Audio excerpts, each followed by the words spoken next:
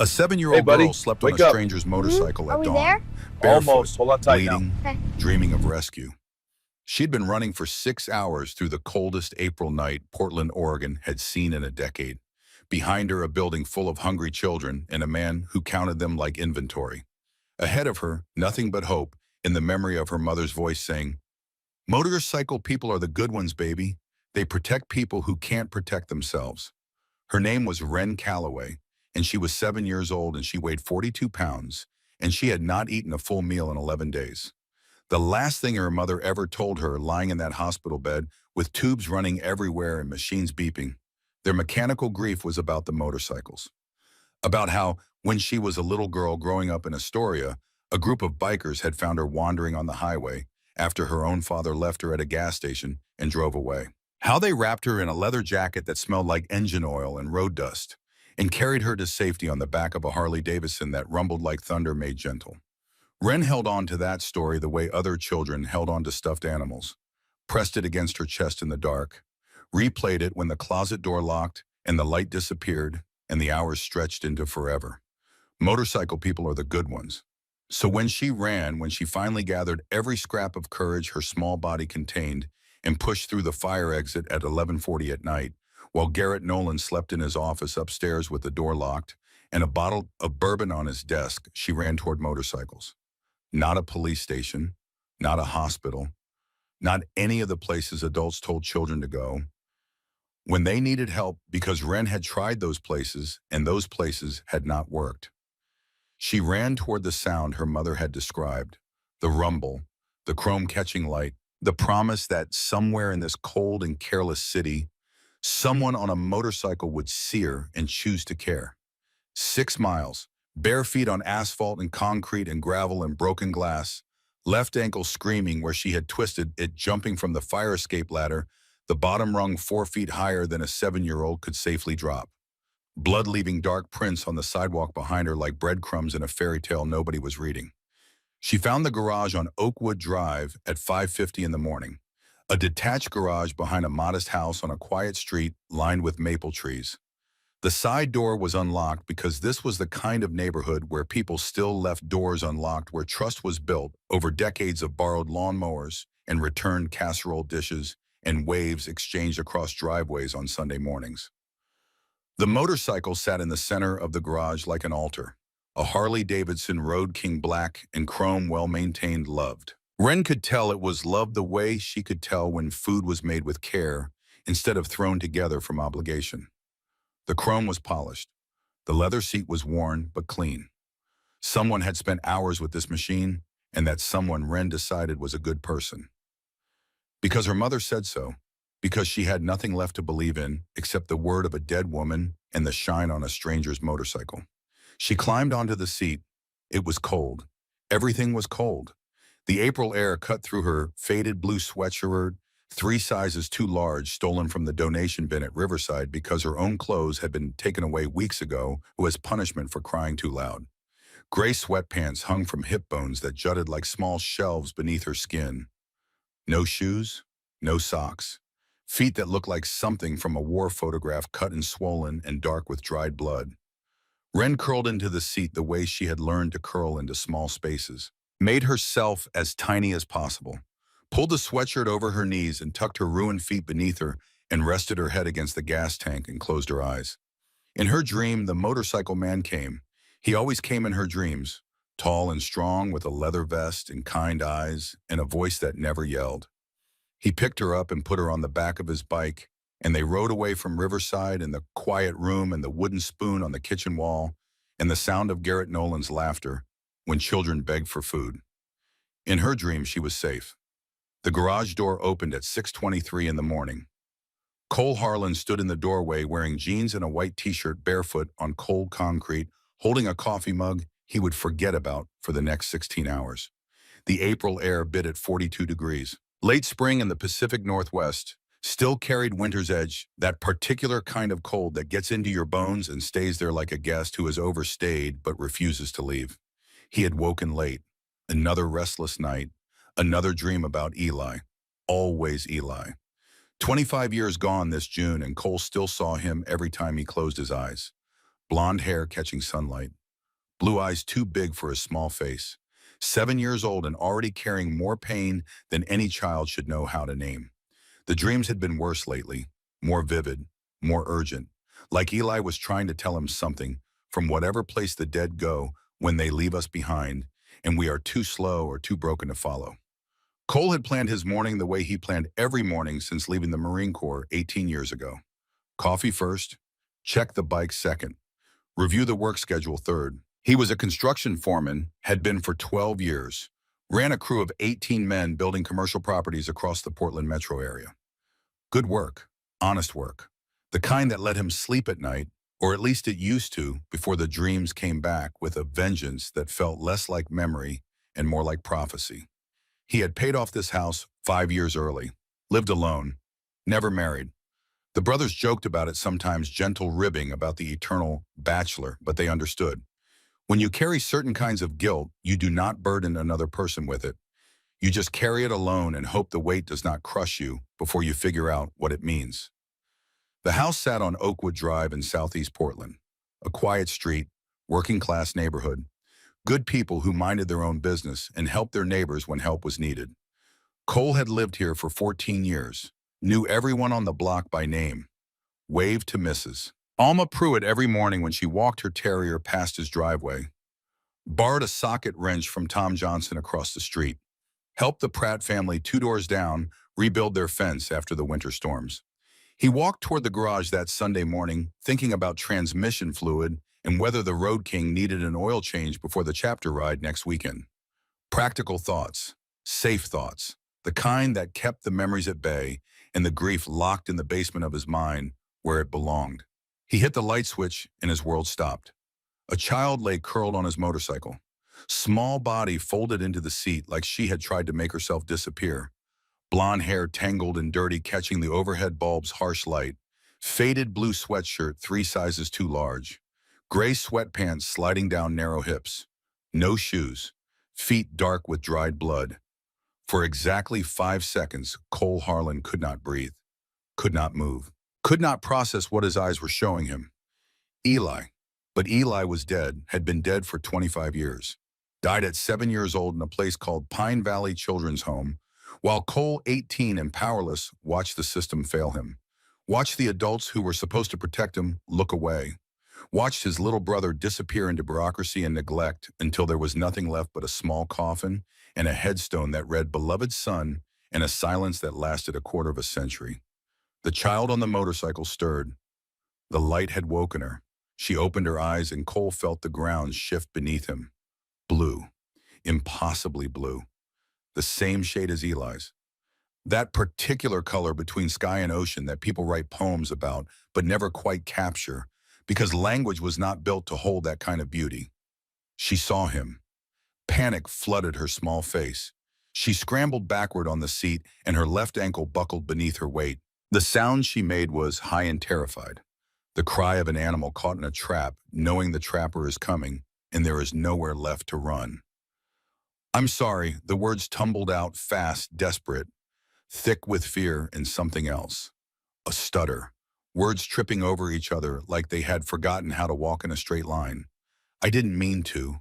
Please don't be mad. Please don't call them. I'll go. I'm sorry." Every instinct Cole had learned in the Marine Corps kicked in. Assess. Do not react. Read the situation. Identify threats. Protect civilians. He had spent 4 years in the service. 2 tours in Iraq during the surge. Came home in 2008 with an honorable discharge and skills he had hoped never to use on American soil. The girl was tiny, maybe 4 feet tall, probably weighed less than 50 pounds, though looking at her now he would revise that estimate downward. The sweatshirt hung past her hands like a dress made for someone 3 times her size. Through the thin fabric, he could see the outline of her ribs, the sharp angles of collarbones that should not be visible on a healthy child. Her feet were a mess, cuts across the soles, some deep enough that blood had soaked through and dried black. Ankles swollen, the left one twice the size of the right.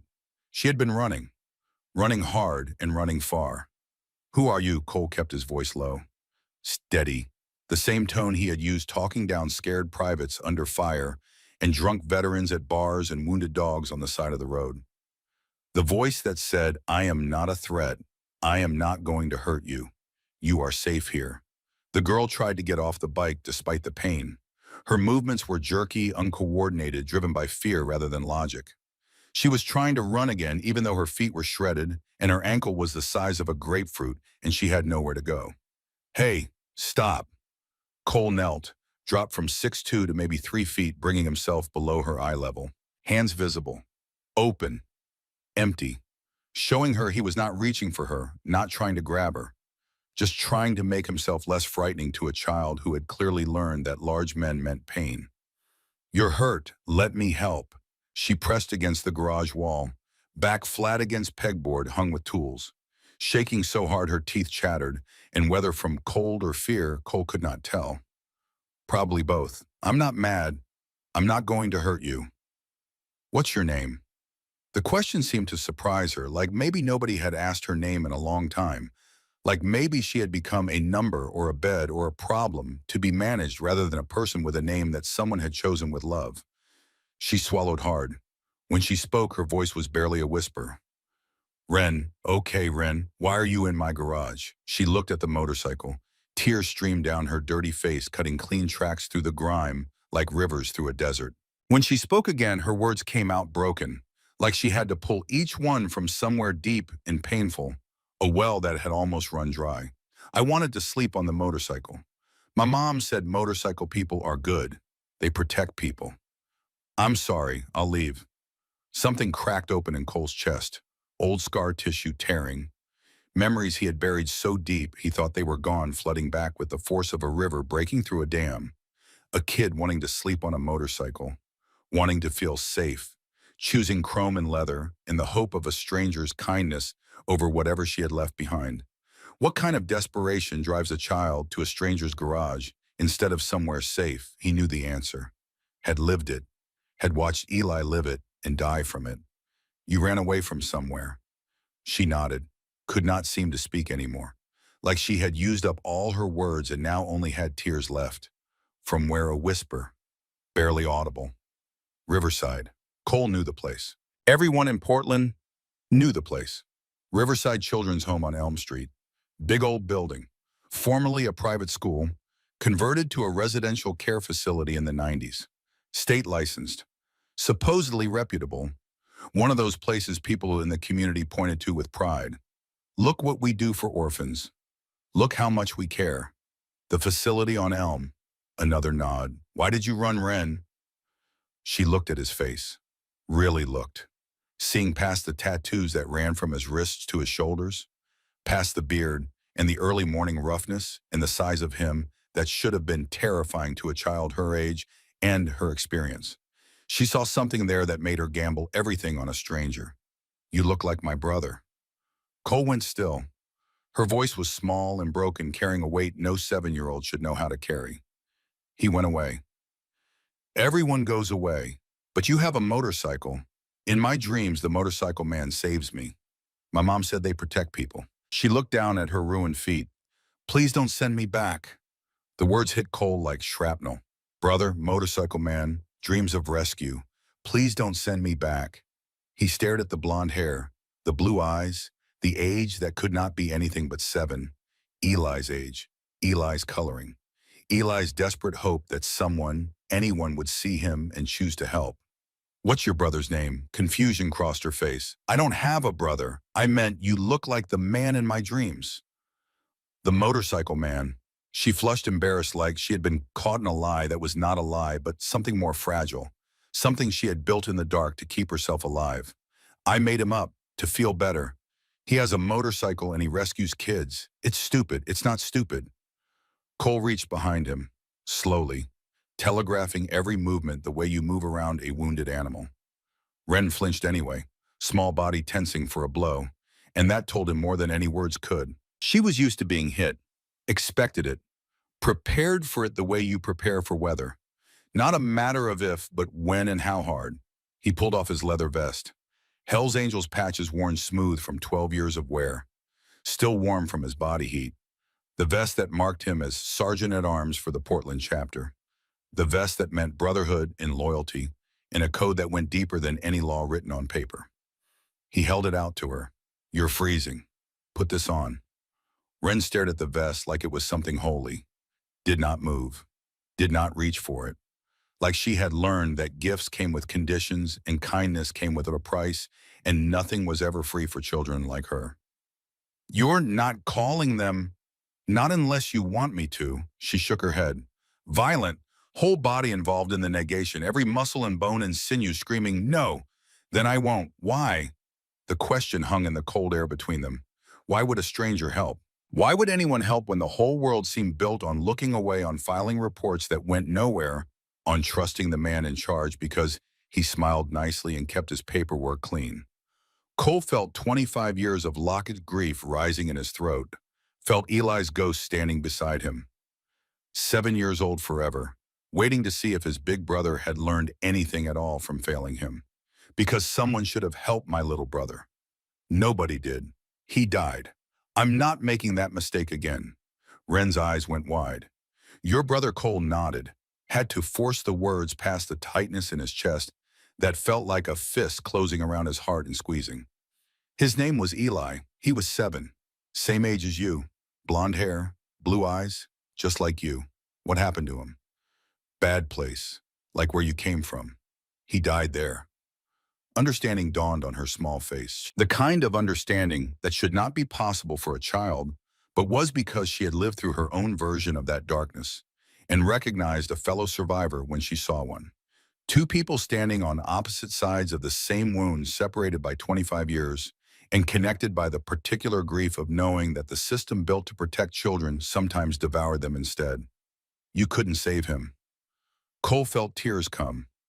First time he had cried about Eli in 25 years. 25 years of holding it together, of carrying guilt like a second skeleton beneath his skin, of waking from dreams where he tried and failed and tried again to pull his little brother out of Pine Valley before it killed him. No, I couldn't. I was 18. I tried, but I couldn't. He set the vest down on the concrete floor between them, giving her the choice, giving her power in a situation where she had had none for so long that she had forgotten what it felt like to decide anything for herself. Then he did something he had not done in years. He sat down fully, legs crossed, going lower than Ren, total submission in body language, showing her that he was not a threat, that she was safe, that she had all the power in this moment. But I can save you, if you'll let me.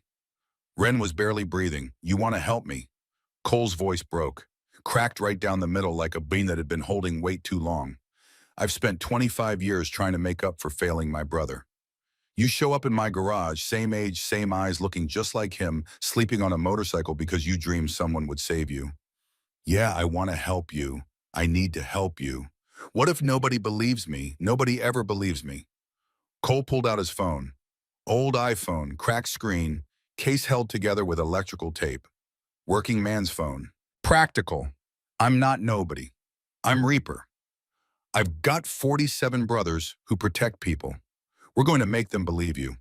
How first we're getting you safe, then we're getting you fed, then we're going to hear your story, and then we're going to make sure you never go back there. Ever. Ren's voice was tiny, fragile, like it might break if he said the wrong thing. Promise. Cole extended his hand, fist out.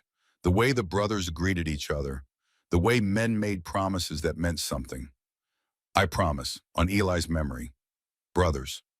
Ren did not understand, tilted her head, confused. What's that? A gentle smile crossed Cole's face, the first real one he had managed in months. It's how brothers make promises. You bumped my fist. Ren raised her right hand, tiny fist against his scarred knuckles. The touch was feather light, tentative, testing whether this was real or another dream that would dissolve when she woke up. Brothers. Brothers.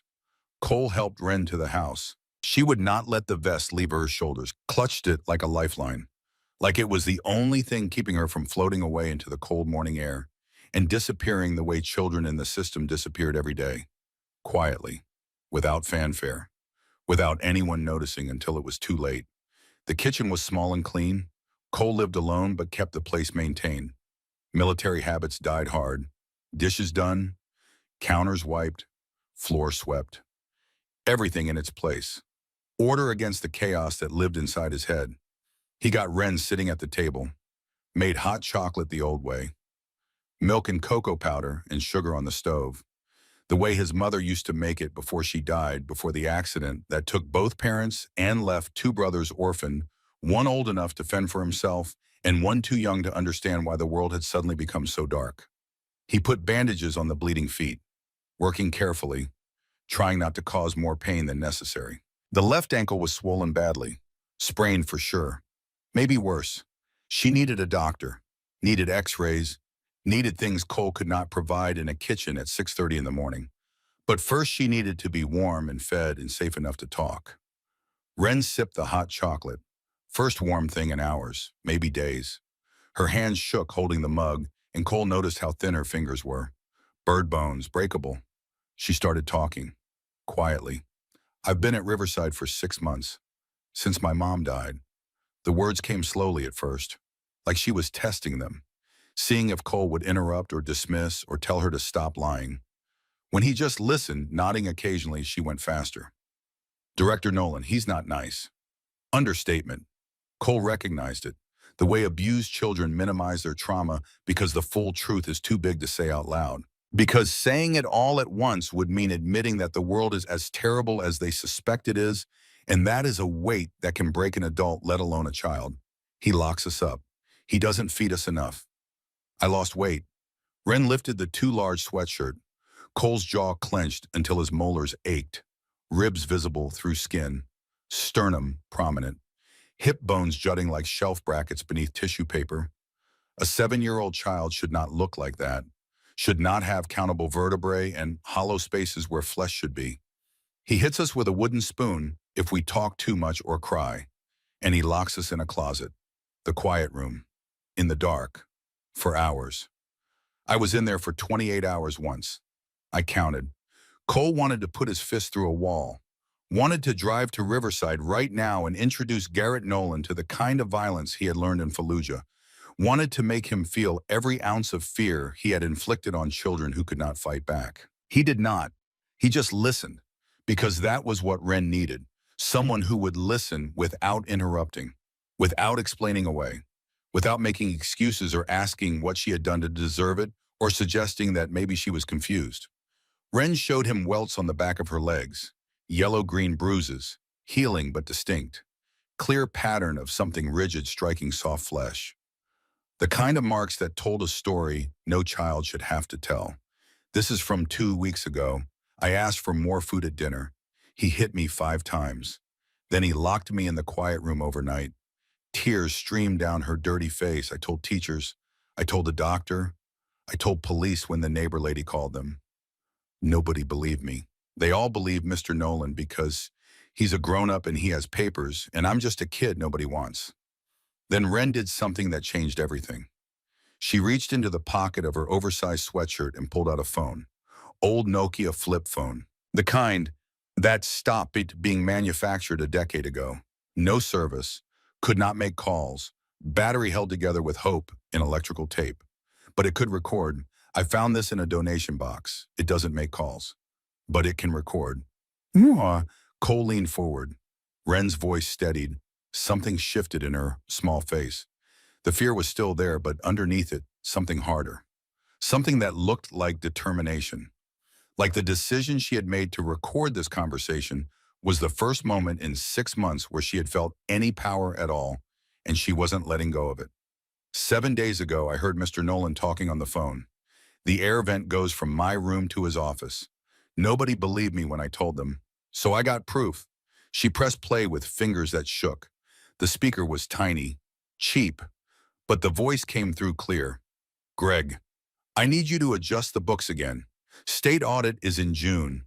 The voice was smooth, professional, pleasant, the kind of voice people trusted, the kind that hosted fundraisers and gave speeches at Rotary Club meetings about the importance of caring for vulnerable children.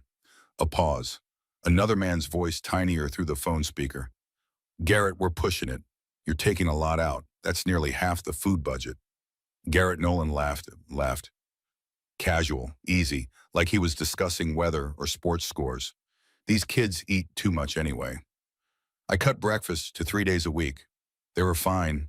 Orphans should be grateful for anything. Another pause. What about that Turner kid? His file says he needs speech therapy. State allocated funds monthly for that. More laughter. He doesn't talk anyway. Why waste the funding? I pocketed that for 6 months. Kid's too damaged for therapy to help. He'll age out in the system. The other voice. Uncertain. Jesus, Garrett. Don't Jesus me. I'm running a business. These kids are revenue streams. The quiet ones like Ren are perfect. They don't complain. Don't cause trouble. State pays top dollar. It's beautiful. The recording ended, silence in the kitchen. Just the hum of the refrigerator and distant traffic and the breathing of a man who had just heard a child's entire world described as a business model. Ren's voice was flat, dead, empty of everything except the truth. He's sending me away in July, to a worse place. He wants my bed for a new kid who makes more. He said I'm too damaged. He said nobody's ever going to want me. Then something extraordinary happened. Ren looked at Cole directly, not the glancing, furtive looks of a frightened child, but the full, steady gaze of someone who had decided to fight. But he's wrong, because I recorded him. And I ran, and I found you, and you said you'd help. So he's wrong about me being damaged. Cole stood up so fast the chair scraped against the floor. Ren flinched at the sudden movement, and he hated that. Hated that she expected violence from every adult in her life. Hated that the flinch was so automatic it was like blinking. Ren looked at me. She looked up. Blue eyes swimming with tears, but underneath them, that new hardness. That steel. You are not damaged. You are the bravest person I have ever met. You survived 6 months of hell. You recorded evidence when nobody would listen. You escaped. You ran barefoot through freezing and cold for 6 miles on a broken ankle to find help. That's not damaged. That's a fighter. But he said he's a liar. And he's about to find out what happens when you hurt kids in this town. Cole knelt in front of Ren. Eye level, hands on her small shoulders. Gentle but firm. Grounding. Ren, I'm making you a promise, a real promise. Not like the ones adults made you and broke. I'm calling my brothers right now, all 47 of them. By noon, they'll be here. We're going to get you to a doctor. We're going to get you safe. And then we're going to take that recording to the police, to lawyers, to anyone who will listen. And if they don't listen, we'll make them listen. Garrett Nolan ends today. You are never going back there. Ever. And I mean that on my brother Eli's grave. Do you understand me? Ren nodded, still crying, but different tears now, not the tears of a child with no hope. The tears of a child who had just been told her hope was not stupid, that the motorcycle man was real, that someone had finally listened and believed her. Cole pulled his dog tags from around his neck. United States Marine Corps, worn every day for 18 years since leaving the service. Scratched. Faded. The embossed letters barely legible. But they were his. They meant something. He put them around Ren's neck. These are mine. They mean I keep my word. You hold on to these until I bring you home safe. Ren touched the tags with trembling fingers. Home Cole's voice broke again. Shattered into pieces that he would spend years putting back together, and the pieces would never quite fit the same way, and he would be grateful for that. Yeah, kid, home. You're not going to any facility.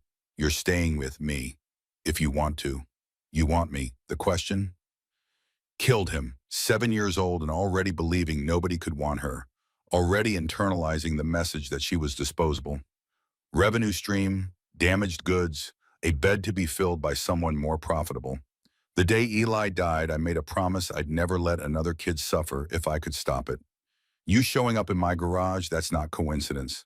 That's Eli telling me I get a second chance. So yeah, kid, I want you, if you'll have me. Ren launched forward, hugged Cole hard. First hug in 6 months, maybe longer. First safe touch from an adult who was not examining her or documenting her injuries, or asking invasive questions with a clipboard in hand and sympathy that expired when the shift ended. Please don't let them take me back. Cole wrapped his arms around the tiny girl. This child who looked like Eli, who was his second chance, who was trusting him not to fail the way he had failed before. Never. You're mine now, my daughter, my family. Whatever you need, nobody takes you anywhere. Ren whispered into his shoulder. The motorcycle man. He's real. Cole was crying openly, first time in 25 years, and it felt like rain on parched earth, like something dead inside him was finally being washed clean. Yeah, kid, he's real, and he's not letting you go. Cole stood, pulled out his phone, dialed a number he had called 1,000 times. Two rings, Roach Maddox. The voice on the other end was deep, rough. The sound of a man who had smoked too many cigarettes and lived too many hard years and come out the other side with scar tissue where other people had softness. Roach was 6'5", 280 pounds. Chapter president for 15 years. Lost his nephew to system neglect back in 2016. Kid was 9. Foster care situation gone wrong. Died from injuries nobody investigated until it was too late because the paperwork said everything was fine and nobody looked past the paperwork. Roach did not trust the system. None of them did. It's Reaper. Brother. Early for you. Cole's voice was shaking. Roach heard it immediately. In 15 years of riding together through bar fights and funerals and road trips, in the quiet moments between he had never heard Cole's voice shake. I need every member within 50 miles of my house. Now, silence. 3 seconds. Then Roach's voice changed. All business. The president's voice. The one that moved 47 men like a single organism. What's going on? I found a kid, Roach. She looks like Eli. She's 7. She ran from Riverside Children's home barefoot in the cold because the director's been starving her, hitting her, locking her in closets, pocketing the funding meant to care for her. And the kids got it recorded. All of it. His voice, his words. We're not waiting for the cops to take their time on this one. Another pause. Longer. When Roach spoke again, his voice was granite.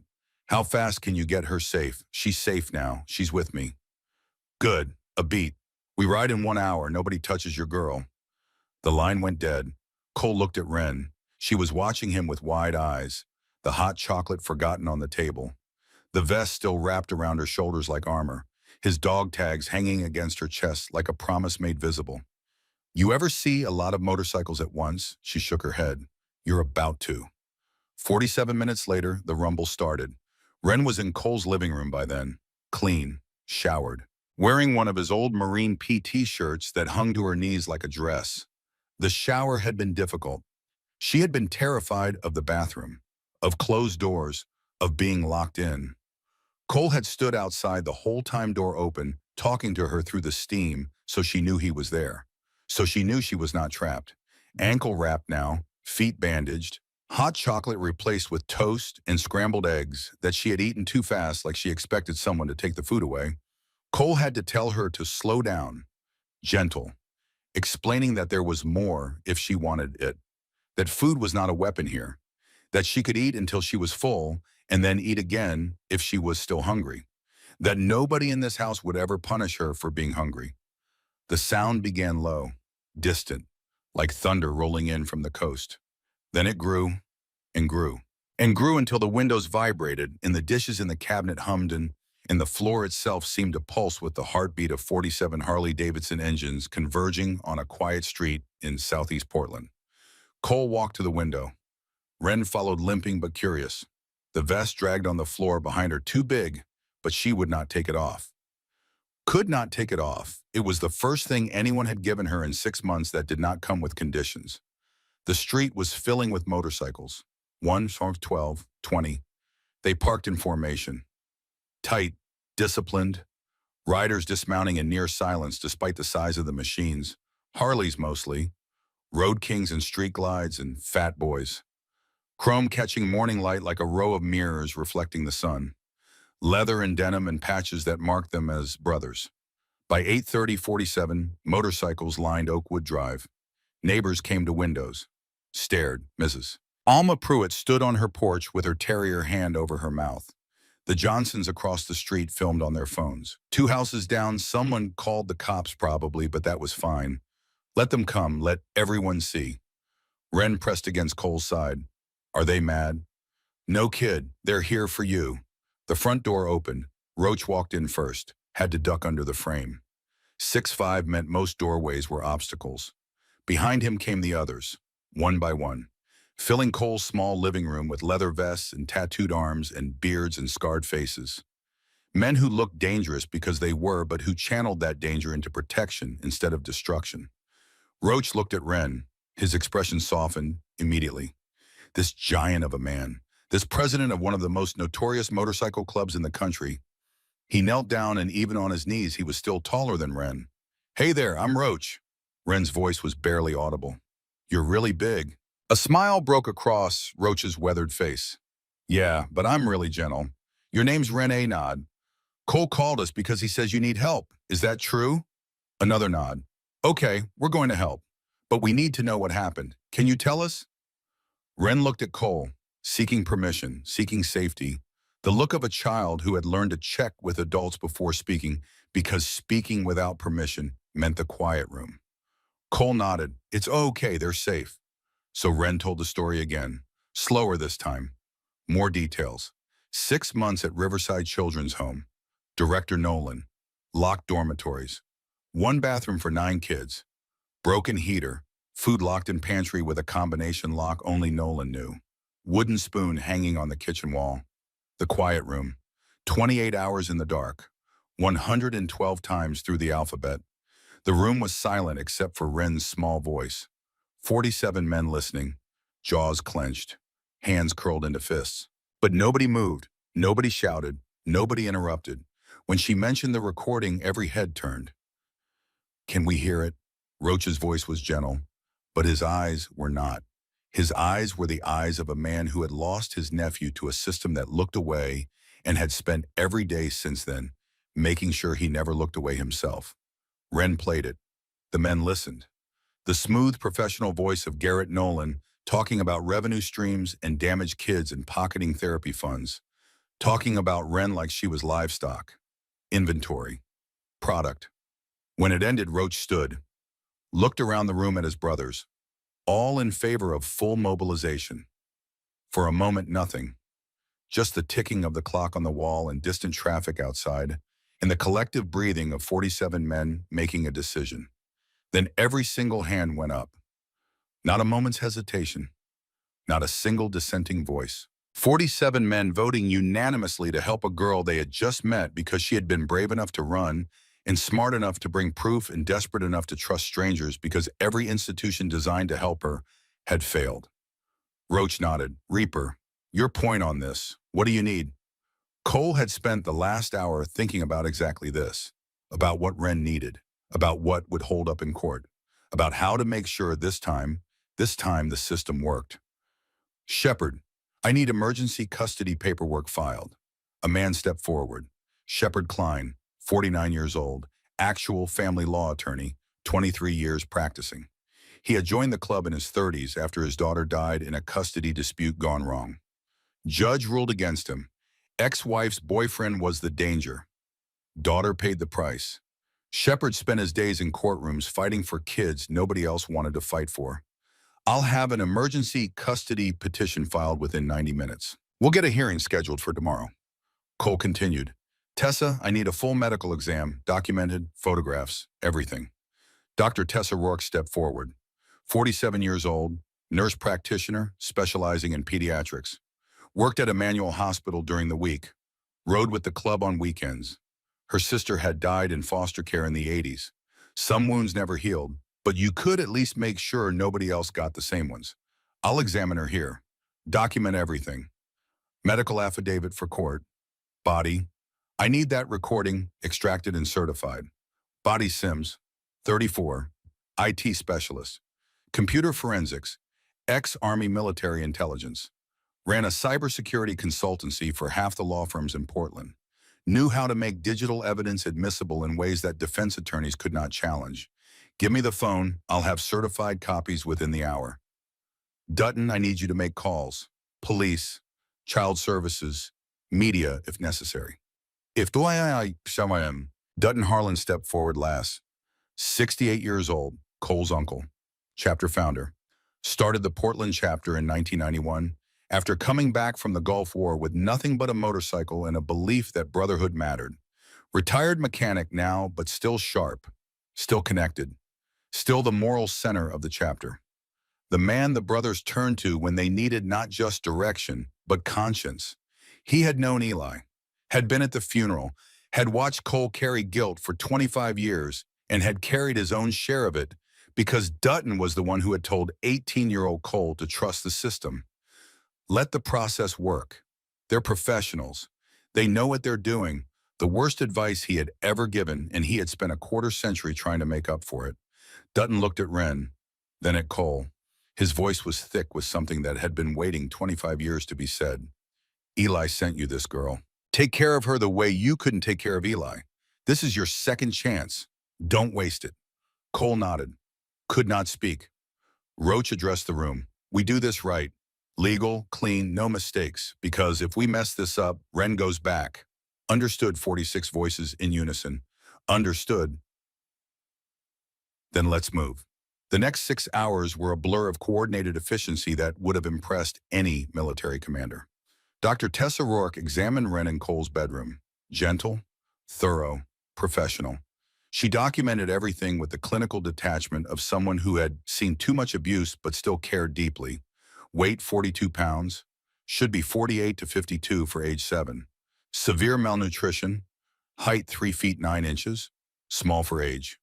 Bruising, yellow-green contusion on left cheek approximately 1 week old. Multiple small welts on posterior thighs consistent with being struck with rigid object. Feet, multiple lacerations from running barefoot on pavement. Some embedded gravel removed and cleaned. Ankle, grade 2 sprain, left ankle. Significant swelling. Speech, severe delay.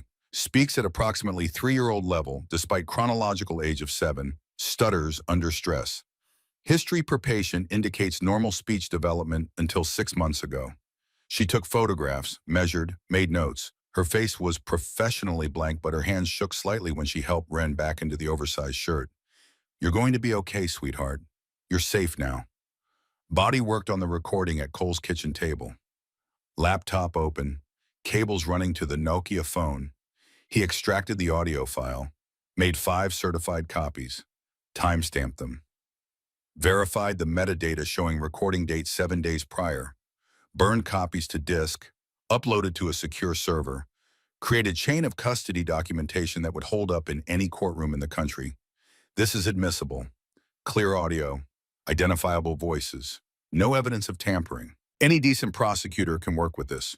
Shepard was on his phone for 2 straight hours, filing petitions, calling in favors, scheduling emergency hearings, using every connection he had built over 23 years of family law practice. Hearing set for tomorrow morning. 9 a.m., Judge Adele Whitmore presiding. She's fair. She'll listen. Meanwhile, 38 brothers split into teams and knocked on every door within 2 blocks of Riverside Children's Home. Systematic. Thorough. Looking for anyone who had seen something. Anyone who might have noticed but not reported. Anyone who could serve as witness. They found Mrs. Alma Pruitt at house number 14. 68 years old, retired teacher, lived next door to Riverside for 12 years. Watched children come and go through that building for more than a decade. Seen things that troubled her. Made calls that went nowhere. She opened the door and saw the leather vest. Started to close it. Ma'am, we're not here to cause trouble. We're here about the children at Riverside. We think something's wrong there. Did you ever notice anything? Mrs. Pruitt's face crumpled. She invited them in, sat them down in a living room full of doilies and photographs of grandchildren and the comfortable clutter of a life well lived. The living room of a woman who baked cookies for neighbors and volunteered at church rummage sales and believed fundamentally in the goodness of her community, even when that belief required looking past things that should not be looked past. I saw that little girl, Wren. I saw her crying at the window so many times, pressed against the glass. I could see her from my kitchen, 30 feet away. I called police twice. They came, looked around. Director Nolan showed them clean rooms, happy children, meal logs. They left, said everything was fine. She was crying now, hands shaking in her lap. I should have done more. I should have broken down that door myself. I'm 68 years old. I have nothing to lose. And I let fear of getting involved stop me from saving a child 30 feet from my own house. I'll never forgive myself.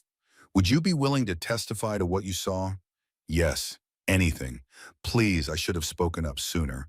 I can speak up now. They found three more. Dr. Grant Holloway, 44, pediatrician, private practice in Southeast Portland. Saw Wren twice over 6 months for routine checkups required by state law for children in residential care. Each visit she was thinner, bruises she couldn't explain. She stopped speaking entirely by the second visit. I documented everything. I called child services twice.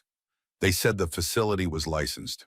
Nolan had explanations, budget constraints, behavioral issues, adjustment difficulties. I accepted that. I'm a doctor. My job is to protect children. I saw the signs, and I didn't fight hard enough. Officer Dean Lacey, 38, Portland Police Department Patrol Division, responded to 2 calls about Riverside over the past 6 months, both times from Mrs. Pruitt reporting a child in distress at the window. We went in, director showed us around, clean facility, kids seemed fine, meal logs all in order, everything looked good on paper. We didn't push. We didn't ask to see Wren specifically. We took the word of the man in charge. If I'd spent 10 more minutes, asked 5 more questions, maybe she doesn't run barefoot through freezing cold. Wrong call, my wrong call. Joanna Vick, 41, Child Protective Services caseworker. Conducted 2 welfare checks at Riverside over 4 months in response to reports from Dr. Holloway. I saw thin children. I saw fear in their eyes.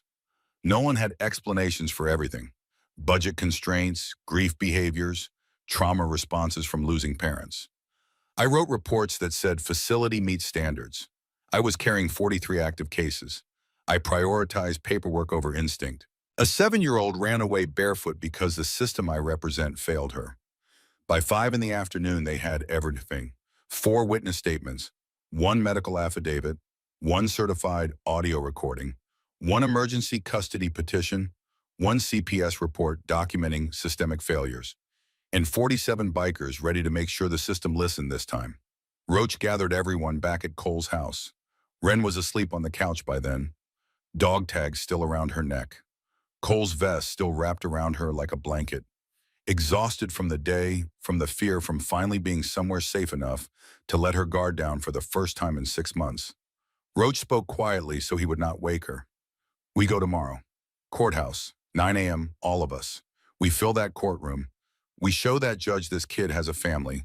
46 nods. Good. Get rest. Tomorrow, we make sure Wren never goes back. One by one, the brothers left. Motorcycles starting up, rumbling away into the evening. Neighbors watched from windows, still uncertain what they had witnessed, but sensing it was something important, something that mattered. Cole sat beside Wren on the couch, watched her sleep. 7 years old and already carrying scars most people never knew, but alive, safe, here. He thought about Eli, about all the ways he had failed, about the promise he had made at a funeral 25 years ago that he would never let another child suffer if he could stop it. Maybe this was how you kept that promise, not by saving everyone, not by turning back time, but by showing up when it mattered, by listening when a child spoke, by believing when everyone else dismissed. Wren stirred in her sleep, reached for the tags at her neck, held them tight.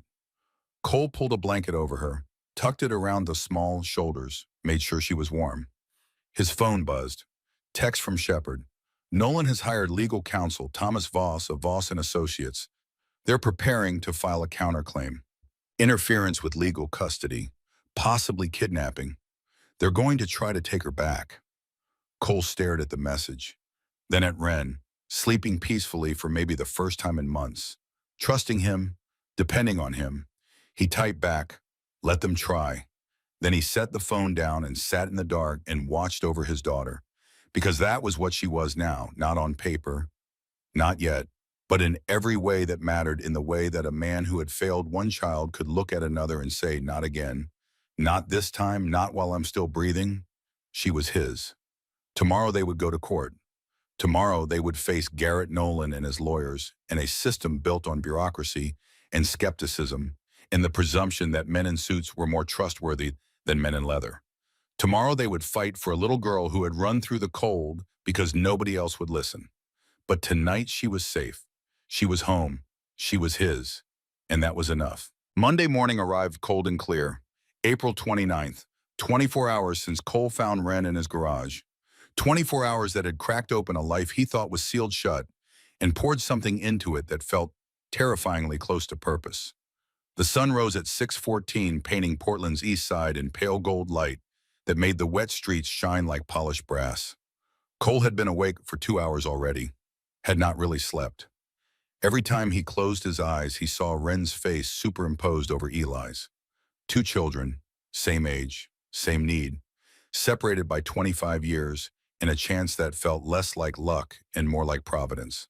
Ren was still asleep in the guest bedroom, the room that had been storage until 2 in the morning when Cole cleared it out in silence, working by the light of his phone, moving boxes of old Marine Corps gear and construction equipment catalogs into the garage. He set up the twin bed he had bought from Mrs. Pruitt's grandson 5 years ago and never used. Fresh sheets, blue blanket, window that opened, door that would never lock from the outside. She had woken once around 4, crying, tangled in nightmare. Cole had sat beside her bed until she fell back asleep, hand on her small shoulder, grounding her, reminding her she was not in the quiet room, was not at Riverside, was somewhere safe. He did not say anything, did not need to. Just being there, just the weight of a hand that would not hit was enough. At 7:30, Roach called. We're rolling at 8:15, formation at the corner of Oakwood and Division. We ride in together. Cole could hear engines in the background. Brothers warming up bikes, checking oil levels, the ritual preparation before something important. Understood. How's the girl? Scared, but ready. Good, we'll be there. Cole made breakfast, scrambled eggs, toast, orange juice. The kind of breakfast that took 5 minutes to prepare and meant everything to a child who had eaten rice and beans 3 times a day for 6 months when she was lucky enough to eat it all. He called Ren gently from the bedroom.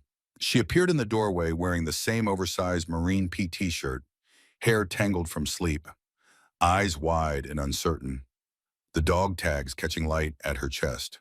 Morning, kid, you hungry? She nodded, sat at the table, ate slowly this time, not the desperate gulping from yesterday, learning that food would still be there, that she could take her time, that nobody was going to snatch the plate away or hit her for wanting more. We're going to court this morning, all of us. The brothers are coming. We're going to tell a judge what happened to you. Ren's hand froze halfway to her mouth, fork trembling. Will Mr. Nolan be there? Probably. I don't want to see him, I know. But we need to show the judge you're telling the truth, and I'll be right there. Roach will be there, all 47 brothers. He can't hurt you anymore. What if she doesn't believe me? Cole knelt beside her chair, eye level, the position he always took with her because standing over a child who had been beaten by tall men was cruelty disguised as conversation. Then we keep fighting, but Ren, listen to me. Judge Whitmore is fair. She's been doing this for 22 years. She's seen everything, and she's going to see you. Really see you, and she's going to know you're telling the truth. How do you know? Because I've spent my whole life reading people, knowing who to trust and who to watch. And I'm telling you, we've got a good judge. We've got evidence. We've got witnesses. We've got a recording in Nolan's own voice. This isn't like before when you tried to tell people and they didn't listen. This time they're going to listen. Ren picked up the dog tags from where they rested against her chest, held them tight like a rosary. You promise, I promise. Aye. At 8:15, the rumble started again. This time Ren was ready for it. Stood at the window and watched 47 motorcycles arrive in formation, parking with military precision along Oakwood Drive. Roach at the front, Dutton beside him. The rest falling into place like they had practiced it, which they had countless times over the years, for funerals and protests and moments that required the club to show up as one unified presence. Mrs. Alma Pruitt came out of her house dressed in a navy blue pantsuit, Sunday church clothes worn on a Monday because this mattered. She walked over to Cole's porch. I'm coming too, if that's all right. Cole shook her hand. We'd be honored. More neighbors appeared. The Johnsons from across the street, the Pratts from 2 doors down.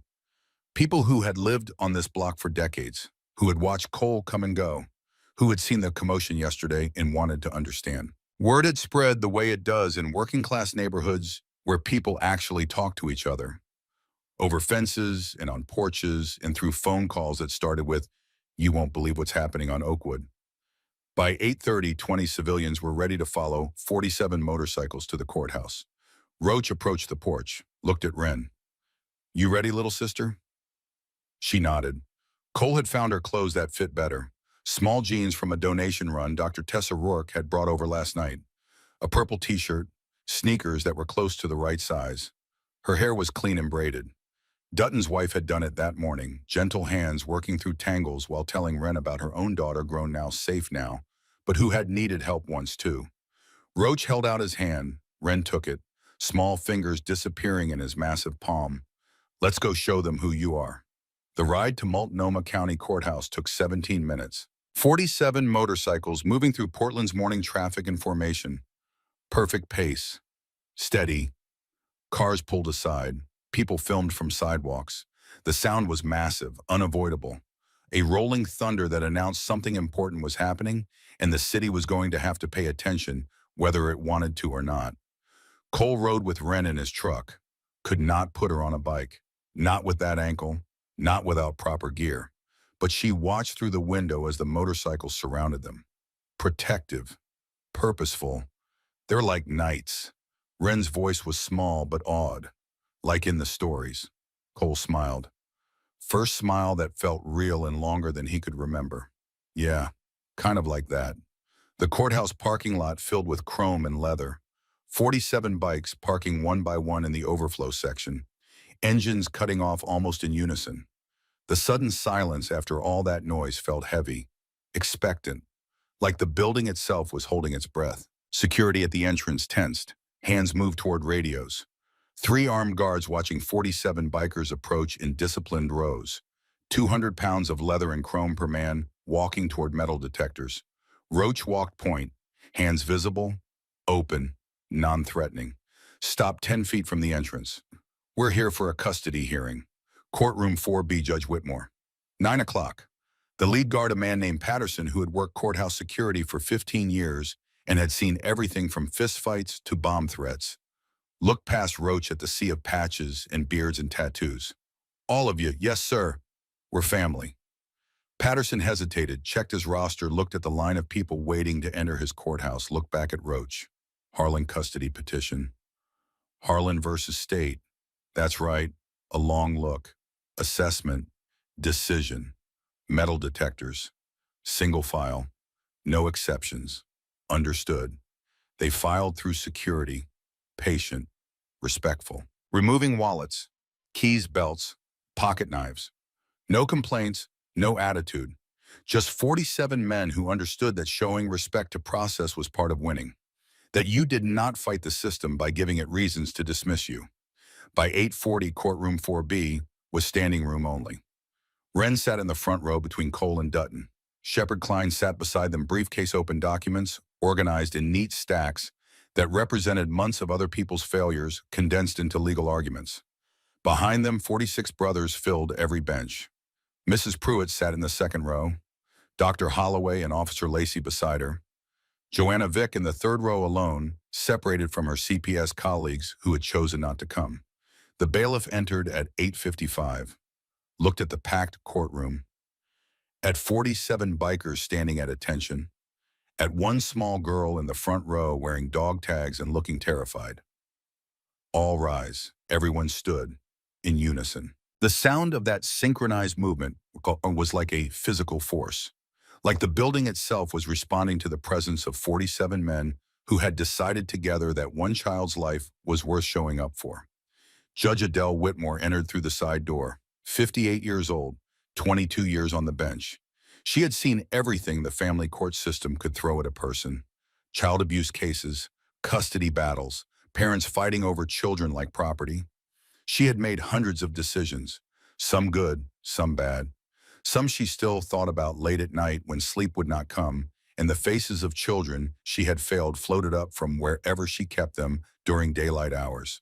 10 years ago, she had denied an emergency custody petition, ruled that the evidence was insufficient, sent a child back to a situation that looked fine on paper. 2 weeks later, that child died from injuries sustained in the home. Injuries that had been there all along, hidden, unreported, dismissed. Judge Whitmore had carried that failure ever since, became more careful, more thorough, more willing to trust instinct over paperwork. Because paperwork could be falsified, but the look in a child's eyes could not. She looked at the packed courtroom now, at 47 bikers in disciplined silence, at the small girl in the front row who could not weigh more than 50 pounds. Her expression did not change. Professional, neutral, but her jaw tightened. Slightly. Be seated. Everyone sat. In unison. Judge Whitmore reviewed her docket, reading glasses perched on her nose, gray hair pulled back in a neat bun, black robe making her seem both formal and formidable. We're here on emergency petition for temporary custody. Case number 24JV08847. Petitioner Cole Harlan seeking emergency custody of minor child Ren Calloway, currently resident of Riverside Children's Home. She looked up at Shepard. Mr. Klein, you're representing Mr. Harlan. Yes, Your Honor. This is highly irregular. Emergency custody petitions typically take weeks to process. You filed this yesterday afternoon and requested an immediate hearing. What's the emergency? Your Honor, may I approach with the evidence? Proceed. Shepard walked forward, handed up a manila folder thick enough to represent everything that had gone wrong in Ren Calloway's life and everything that was being done to make it right. Judge Whitmore opened it, started reading. The courtroom was silent, just the rustle of papers, the tick of the clock on the wall. 47 men breathing in collective tension. 3 minutes. Judge Whitmore read without expression. When she finished, she looked at Shepard. Mr. Klein, this folder contains a medical affidavit documenting severe malnutrition and evidence of physical abuse. It also contains a certified audio recording and 4 sworn witness statements from individuals who observed signs of neglect and reported same to authorities with no meaningful response. Yes, Your Honor. Where is the minor child now? In the courtroom, Your Honor. Front row, Judge Whitmore looked at Ren, really looked, saw the small frame, the nervous hands clutching dog tags, the way she pressed against Colt's side seeking protection, the way a small animal seeks the shelter of a larger one when predators are near. Young lady, can you stand? Please. Ren stood, shaking slightly. Cole put a hand on her shoulder, steadying. What's your name? Ren Calloway. Judge Whitmore's voice softened. Not much, but enough to notice. Ren, my name is Judge Whitmore. I'm here to make sure you're safe. Do you understand? A small nod. Are you safe right now with Mr. Harlan? Has Mr. Harlan hurt you or scared you in any way? No, he helped me. Okay, you can sit down, sweetheart. Ren sat. Cole squeezed her shoulder gently. Judge Whitmore looked at the courtroom, at the 47 men sitting in absolute silence. Mr. Harlan, would you approach the bench? Cole stood, walked forward. 6'2", 200 pounds. Tattooed forearms visible below rolled sleeves. Every inch the dangerous man he had been trained to be, but moving carefully, respectfully, showing the judge he understood the gravity of this moment. Mr. Harlan, the courtroom is rather full today. Are all these individuals here for you? Yes, Your Honor. They're my brothers, hellsangels. Portland chapter. A slight pause. Judge Whitmore had been on the bench long enough to have preconceptions about motorcycle clubs. But she had also been on the bench long enough to know that preconceptions could be dead wrong. And they're here because Ren needs to know she has a family, that she's not alone anymore. Judge Whitmore studied Cole's face, looking for deception, for manipulation, for the signs of someone trying to game the system. She did not find them. Mr. Harlan, I've read the medical report. I've read the witness statements. I'm going to listen to this recording in chambers. But I need to ask you directly. What is your relationship to this child? Cole chose his words carefully. I found her in my garage yesterday morning, Your Honor. Barefoot, injured, terrified. She'd run from Riverside because she couldn't survive there anymore. She's 7 years old, same age my brother was when he died in a facility just like that one. His voice caught, steadied. I didn't save Eli, but I can save Ren. And I will. You understand the responsibility you're taking on? Yes, Your Honor. I'm employed. Construction foreman. 12 years with the same company. I own my home. No debt. Clean record. Shepard stepped forward. Your Honor, background check is in the packet. Mr. Harlan is an honorably discharged Marine Corps veteran. No criminal history, stable employment. He's prepared to provide housing, education, medical care, and therapeutic support. Judge Whitmore looked back at Wren. The girl was watching Cole with complete trust. The kind of trust that could not be faked or manufactured or coached. The kind that came from the bone-deep recognition that this person will not hurt me, and there was no courtroom technique in the world that could replicate it. I'm going to adjourn for 30 minutes to review this evidence in chambers. Bailiff, please notify me when Director Nolan from Riverside Children's Home arrives. He was subpoenaed to appear at 9:30. She stood. Everyone rose. She walked out. The 30 minutes felt like 30 hours. Cole sat with Wren, holding her hand, feeling her small fingers tremble in his palm. Roach stood behind them, solid presence. The brothers waited in silence. Patient, disciplined. At 9:28, the side door opened. Garrett Nolan walked in, 51 years old, 5'10", thin build, wearing khakis and a button-down shirt, wire-rimmed glasses, pleasant smile. He looked like every middle manager in America, like someone you would trust to handle your taxes or manage your retirement fund. Harmless, professional, safe. That was his armor. Not leather and chrome, not brotherhood and loyalty, but the appearance of decency, the performance of care, the smile that said, trust me, and the paperwork that said, see, everything is fine. He saw Wren in the front row, and his smile widened, friendly, concerned. The mask so practiced it was almost indistinguishable from the real thing. Wren, there you are. We've been so worried about you. Wren shrank into Cole's side. Her whole body went rigid, every muscle locking. The way a rabbit freezes when a hawk's shadow passes overhead. Not flight, not fight, surrender. The body's last defense when both running and fighting have been beaten out of you. Nolan approached, slow, gentle. The way you would approach a frightened animal if you wanted the animal to come to you and not the audience to see you as the threat. Come on, sweetheart. It's okay. You're safe now. We can go home. Cole stood, stepped between Nolan and Wren, blocked his line of sight completely, his body a wall between predator and prey. She's not going anywhere with you. Nolan's smile never wavered. Perfect. Practiced. And you are the man who found her barefoot and bleeding because she'd rather freeze in a stranger's garage than spend one more night under your care. Nolan turned to the bailiff. Reasonable, rational, the voice of authority addressing authority. Officer, this man appears to be interfering with my legal custody of a minor in my care. The bailiff looked uncomfortable, started to respond. All rise. Judge Whitmore had returned. Everyone stood. She sat. Everyone else sat. Her face was stone. Mr. Nolan, you're the director of Riverside Children's Home. Nolan stood, respectful, deferential. Every gesture calibrated to communicate competence and concern. Yes, Your Honor, for 8 years. Are you aware that Wren Calloway ran away from your facility 2 days ago? I am, Your Honor. We've been searching frantically. I'm relieved she's been found safe.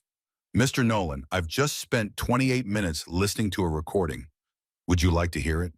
His pleasant expression did not change, but something shifted behind his eyes, the slightest flicker of calculation. A man running through possibilities, assessing damage, preparing to pivot. I'm not sure what you mean. Your Honor, she pressed play on her laptop. The courtroom speakers brought his voice to life.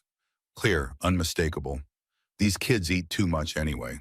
I cut breakfast to 3 days a week. They're fine. Orphans should be grateful for anything. He doesn't talk anyway. Why waste the funding? I pocketed that for 6 months. Kids too damaged for therapy to help. These kids are revenue streams. The quiet ones like Wren are perfect. They don't complain, don't cause trouble. State pays top dollar. It's beautiful. The color drained from Nolan's face, that pleasant smile finally cracking like thin ice over deep water. Real emotion showing through for the first time. Fear. Judge Whitmore stopped the playback. Mr. Nolan, is that your voice? Silence. The kind that fills a room when truth has been spoken and lies have nowhere left to hide. Mr. Nolan, I asked you a question. Your Honor, I can explain. That recording is taken out of context. I'm sure you can, but not here. Bailiff, please contact Portland Police. and request officers to this courtroom immediately. The bailiff moved to his radio. Nolan stood. Your Honor, this is a misunderstanding. Sit down, Mr. Nolan. He sat. Judge Whitmore turned to the courtroom, to Cole, to Wren, to the 47 men who had shown up to bear witness to what one child had endured and what one community had decided to do about it. I'm granting emergency temporary custody to Mr. Harlan, effective immediately. Wren Calloway is not to return to Riverside Children's Home under any circumstances. Child Protective Services will conduct a full investigation of the facility within 24 hours. All children currently in residence will be examined by medical professionals and interviewed separately from facility staff. She looked at Wren. Young lady, you're going to stay with Mr. Harlan until we sort this out properly. Is that acceptable to you? Wren nodded, started crying, not from fear this time, from something she had almost forgotten existed, relief. The feeling of being believed. You were very brave, Wren. What you did recording that conversation, running away, asking for help, that took more courage than most adults will ever have. I'm proud of you. Portland police arrived 12 minutes later. 2 officers, uniforms crisp, expressions neutral but alert. They walked in expecting trouble with bikers. Instead, found a courtroom full of silent men watching a middle-aged director being read his rights. Garrett David Nolan, you're under arrest for felony child endangerment, embezzlement of state funds, and fraud. You have the right to remain silent. Nolan started to protest, stopped when he saw the 47 faces watching him. Not angry, not violent, just watching, bearing witness, making sure he knew that people saw him now, that his crimes had witnesses, that the pleasant smile and the clean paperwork would never be enough again. The officers handcuffed him, led him toward the exit. As he passed Wren's row, Nolan leaned slightly, mouth opening, something cruel forming on his lips. Dutton Harlan stood up, did not say a word, just stood, all 6'1", 190 pounds of him. Gulf War veteran who had seen real evil and knew how to confront it without flinching and without violence. Sometimes presence was enough. Sometimes the simple act of a man standing up and saying with his body, I see you and I will not let you, was more powerful than any fist. Nolan shut his mouth, kept walking. The courtroom doors closed behind him. After they left, Judge Whitmore addressed Cole. Mr. Harlan, I'm scheduling a full custody hearing for 3 weeks from today. Between now and then, you'll need to complete a home study background check, parenting classes, and psychiatric evaluation. Are you prepared to do that? Yes, Your Honor. Good. Because this child has been through hell. She needs stability, structure, love. Can you provide that? Cole looked at Wren. She was still holding the dog tags, still wearing tears on her cheeks like medals. Yes, Your Honor, I can. Then I'll see you back here in 3 weeks. Court is adjourned. They walked out of the courthouse at 10:40. Morning light had shifted from gold to white, the kind of clean Pacific Northwest light that made everything look sharp and new. Local news had arrived, cameras everywhere, reporters shoving microphones forward, questions overlapping into incomprehensible noise. Roach stepped forward instead of Cole, calm, clear. The voice of someone who understood that this moment would be played on screens across the city and maybe further, and that what he said mattered not just for Wren, but for every child watching who needed to know that someone would come. We're not heroes.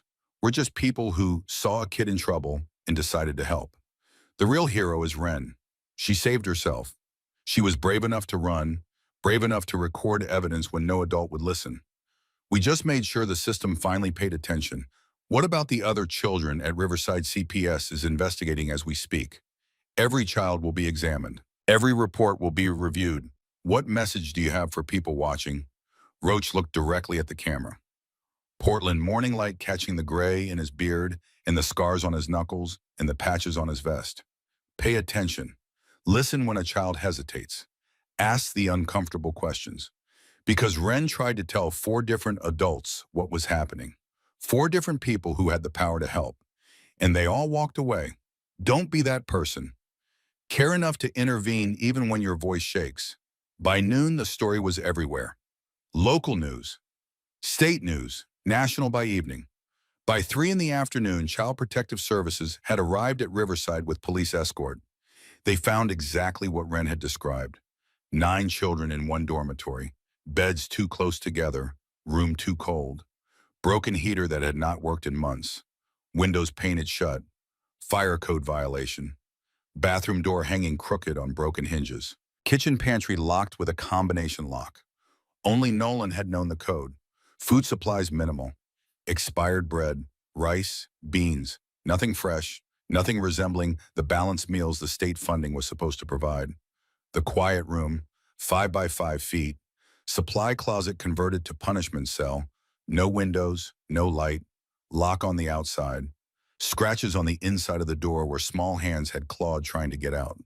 Wren's hands, other children's hands, marks left by fingernails that should have been tracing letters in coloring books and instead were scraping wood in darkness. Children interviewed separately, away from the facility, in safe spaces with trained counselors. Stories matched, locked in at night, meals skipped, wooden spoon on the wall, quiet room for crying, average weight below 5th percentile for age. 3 children with untreated medical conditions. 1 boy 8 years old with an infected tooth abscess, mouth swollen, pain obvious. No treatment because Nolan said dental work was not covered by basic funding. 1 girl 6 with chronic ear infection, pulling at her ear, crying, told repeatedly to stop complaining. 1 boy 9 with vision so poor he could not see the chalkboard at school, except he had not been to school in 4 months because Nolan claimed homeschool was more appropriate. No curriculum provided, no teacher, just isolation. By 6 in the evening, all 9 children were removed.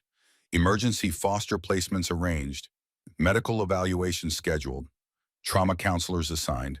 By 9, the state had suspended Riverside's license pending full investigation. But the investigation found something else.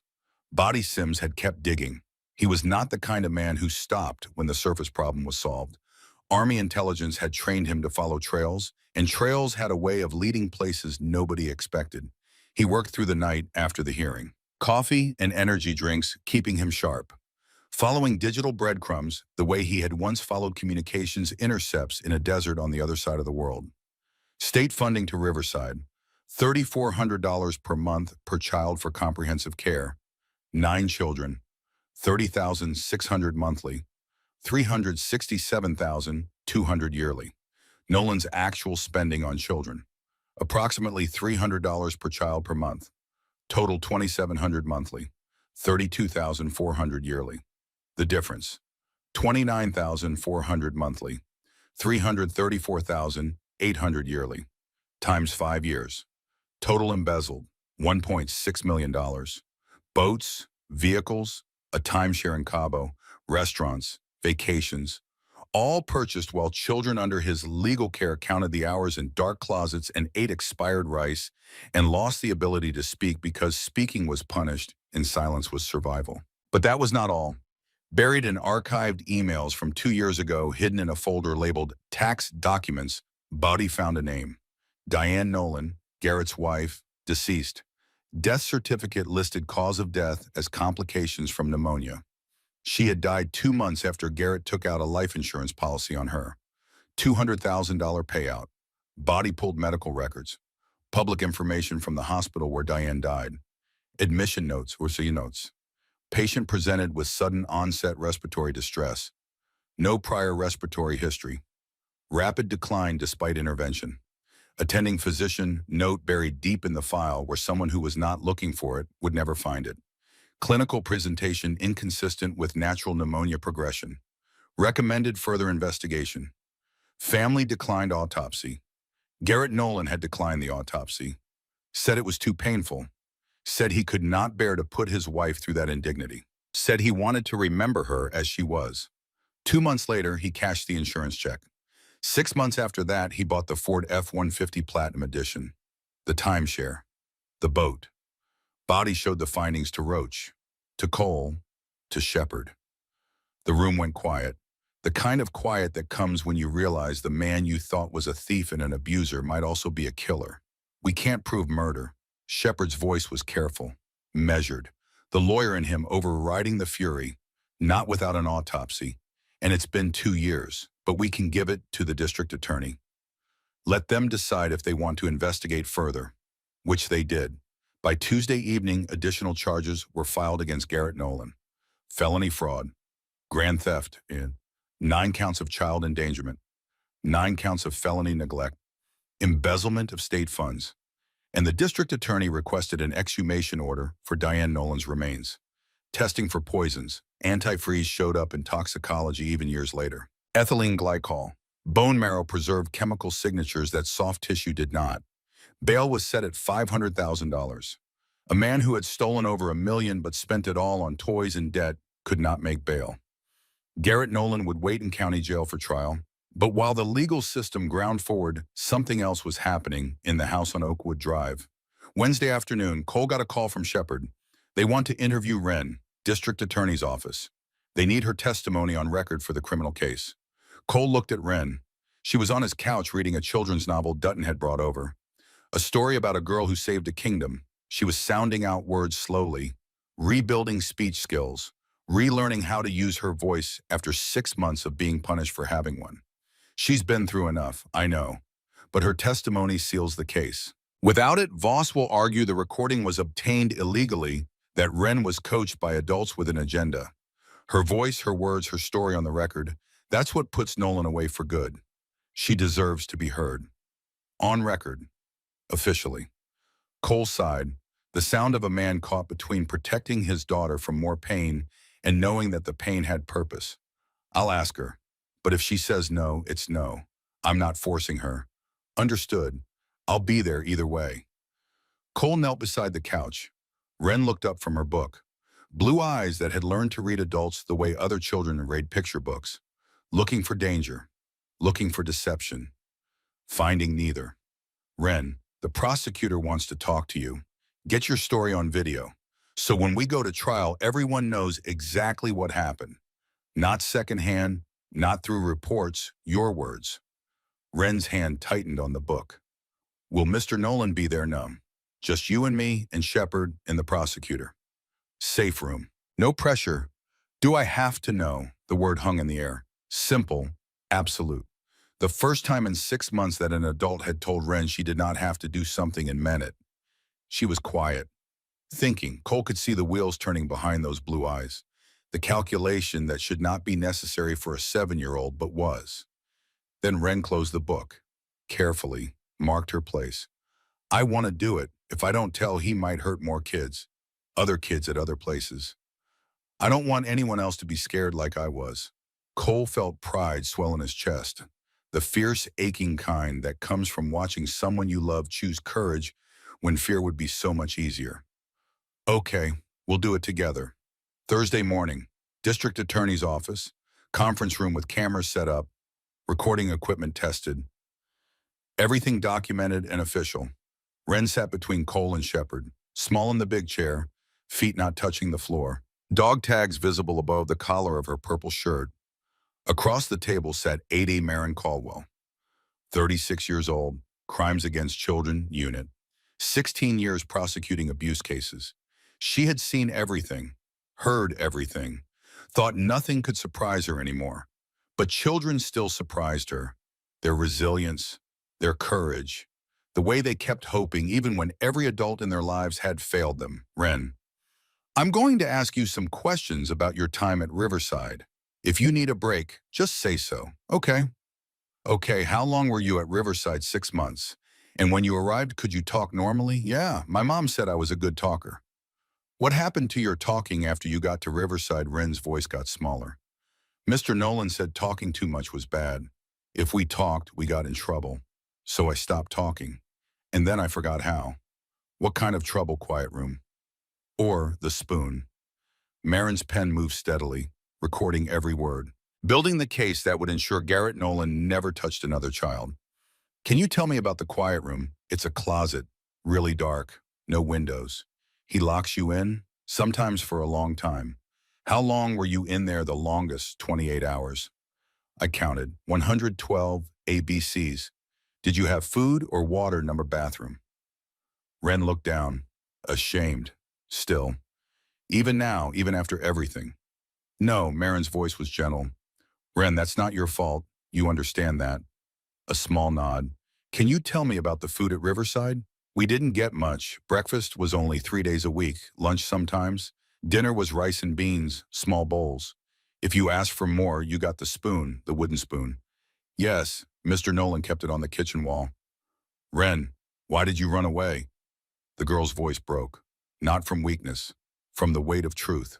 Because I heard him talking on the phone. He said I was damaged.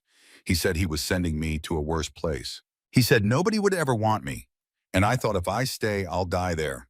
Like Eli. Who's Eli? Ren looked at Cole. Something passed between them. A connection that had been forged in a coal garage at dawn and tempered in every moment since. Cole's brother. He died in a place like Riverside. Cole couldn't save him. But Cole saved me. Maren Caldwell had prosecuted abuse cases for 16 years. She did not cry in interviews. Professional distance was survival in her line of work. But her voice was thick when she spoke. You saved yourself, Ren. You were brave enough to run, to record that conversation, to ask for help. That's the bravest thing I've ever heard a child do. Will Mr. Nolan go to jail for a very long time? Good. The interview lasted 45 minutes. When it was done, Maren stood and shook Ren's small hand. You're going to testify at trial eventually. It won't be for a few months. But when you do, you're going to help us make sure he never hurts another child. Can you do that? Yes, ma'am. Good girl. They walked out to Cole's truck. Ren was exhausted. The emotional labor of reliving trauma visible in the shadows under her eyes and the way her shoulders curved inward like she was trying to protect something fragile inside her chest. She climbed into the passenger seat, small in the big vehicle, buckled herself in. As they drove home through Portland streets washed in afternoon light, she asked quietly, Am I really going to stay with you forever if you want to? I want to. Cole's hands tightened on the steering wheel. 25 years of grief and guilt and loss converging on this one moment. The second chance he had not earned and did not deserve, but would spend every day for the rest of his life trying to be worthy of. Then yeah, Ren, forever. She was quiet for a block, 2 blocks, watching the city pass through the window. Houses and trees and people walking dogs and the ordinary world going about its ordinary business, unaware that inside this truck something extraordinary was happening. A family was being built from wreckage. Can I call you Dad? The question hit Cole like a physical blow. All the air leaving his lungs, all the carefully constructed walls he had built around his heart over 25 years crumbling like they were made of paper, and he had been a fool to think they could hold. Yeah, kid, you can call me Dad. 3 weeks crawled by. Cole completed everything the court required. Home study where a social worker inspected every room, opened every closet, asked uncomfortable questions about his capacity to care for a traumatized child. Background check that came back clean. Parenting classes at the community center where he was the only single man in a room full of couples and the only one with tattoos on his forearms and a leather vest in his truck. Psychiatric evaluation where a therapist probed his motivations. Asked about Eli, asked about guilt. Asked whether he was trying to save Ren or trying to save his brother through her. Cole answered honestly, both. And I know the difference. Everything came back the same. Suitable, stable, safe. Ren was changing too, gaining weight. 4 pounds in 3 weeks.